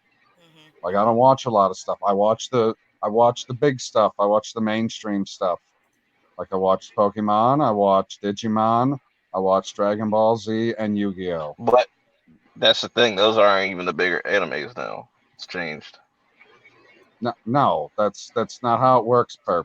We're talking about how much that they've made over their lifetime. Just because they're not Then currently you're the definitely not in biggest. the ballpark. Oh my gosh. Really? You want to tell me that Pokemon's not the biggest? No, I would say DBZ, One Piece is the Okay, biggest. okay, go look up biggest IP in the world real quick. Y'all, come on now. I know y'all like anime. Y'all like to act like y'all is. No, I don't. That's why I would say I'm not an anime fan. I'm more of a like cartoon series. Right. Like I like watching stuff that like Archer. I like Archer more than I like regular anime stuff. What I was finna say was, if you ask any regular person who don't watch anime, name something from anime, they're probably gonna say Pokemon. Yeah, it's true. Yep. But most people don't know that Pokemon is an anime. There's a lot of people. Man, bro. Pokemon, I don't know these numbers. Pokemon is probably the most widely known anime thing. Over here, yeah. The biggest IP in the world. Yeah. In It's over okay, here. bro. You like your underground anime, it's cool. It's not even Actually, underground, really. No, I mean you say over here, like Japan is not like a giant country.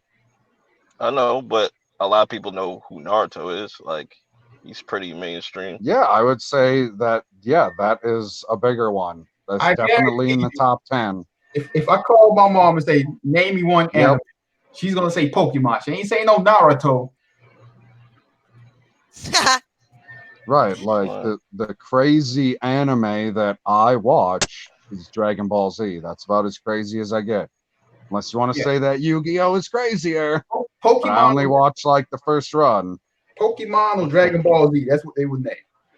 Yeah, that's, you know, if you're American, that's what a typical American centennial or millennial that watches cartoons is going to name for anime. Because they're also going to watch cartoons on other channels that aren't considered animes. Because they're just American cartoons. Like they're not just turning on Cartoon Network every Saturday night to catch anime. Or downloading the 50 apps that you have on your phone to watch anime. Which is a shame because like they be watching a lot of trash out there. That's right out right now. Like, it's a shame. I mean, watching more anime. That's true. No more anime. You talked about anime for like 3 hours earlier. No, just an hour and 35 minutes. Oh my gosh, it felt so much longer. It was actually one of my shorter streams. I know, and it felt like it was like you were talking about Brie Larson for 5 hours. Oh, don't get me fucking started on that. You can't compare anime to Brie Larson. Like, come on now. That's disrespectful. Thank you. That's disrespectful. That's overboard. I mean, it'd be easy to draw Brie Larson in an anime. She's already flat. Oh my. So much hate. Nah, what? Nah. Well, maybe a little. Oh God. She made a boring movie and it upset me because it was in my favorite connected universe. I'm not going to necessarily say my favorite franchise because it's hard to say that MCU is necessarily a franchise because I got friends that are like, yeah, I don't watch the Captain America movies, but I watch the rest of them. So when they watch Infinity War, they don't know what's going on with Captain America, which is funny as hell. Because they're stupid. That's fair. It is All right, fair. He don't want to sit through the serious stuff. He just wants to laugh. He likes like Ant-Man. All right. I'm wrapping shit up. I gotta get out. Yeah, Perp told me that He-Man is trash. Suck it, Sean Facts. Stackhouse. Facts. But I will give the anime a try. We'll see what's here. 3D animate shit. Like, no, keep that Hey, shit no over more there. anime. No more anime. No, it's trash, Sean Stackhouse. If no more anime, then no more Game of Thrones. Then I'm tired of it. Sick of it. No, we're talking about we're talking about a book. It was I'm literature. saying anything Game of Thrones related and Star Wars. Take us out, General. Yeah, perturbed owl. And let's go along the line. We'll start with the sheriff. Go ahead and plug the channel. Subscribe to Mad Squirrel. She wants 100 subscribers before the end of the week. I'm not relevant. Yeah, Oh God. yeah. She needs to get that URL. No, I'm serious. Y'all need to do that. Like, none of y'all subscribed to it last night. I'm disappointed in you. Well, I mean, what if all of the people that were here at the time are already subscribed? They can tell a friend.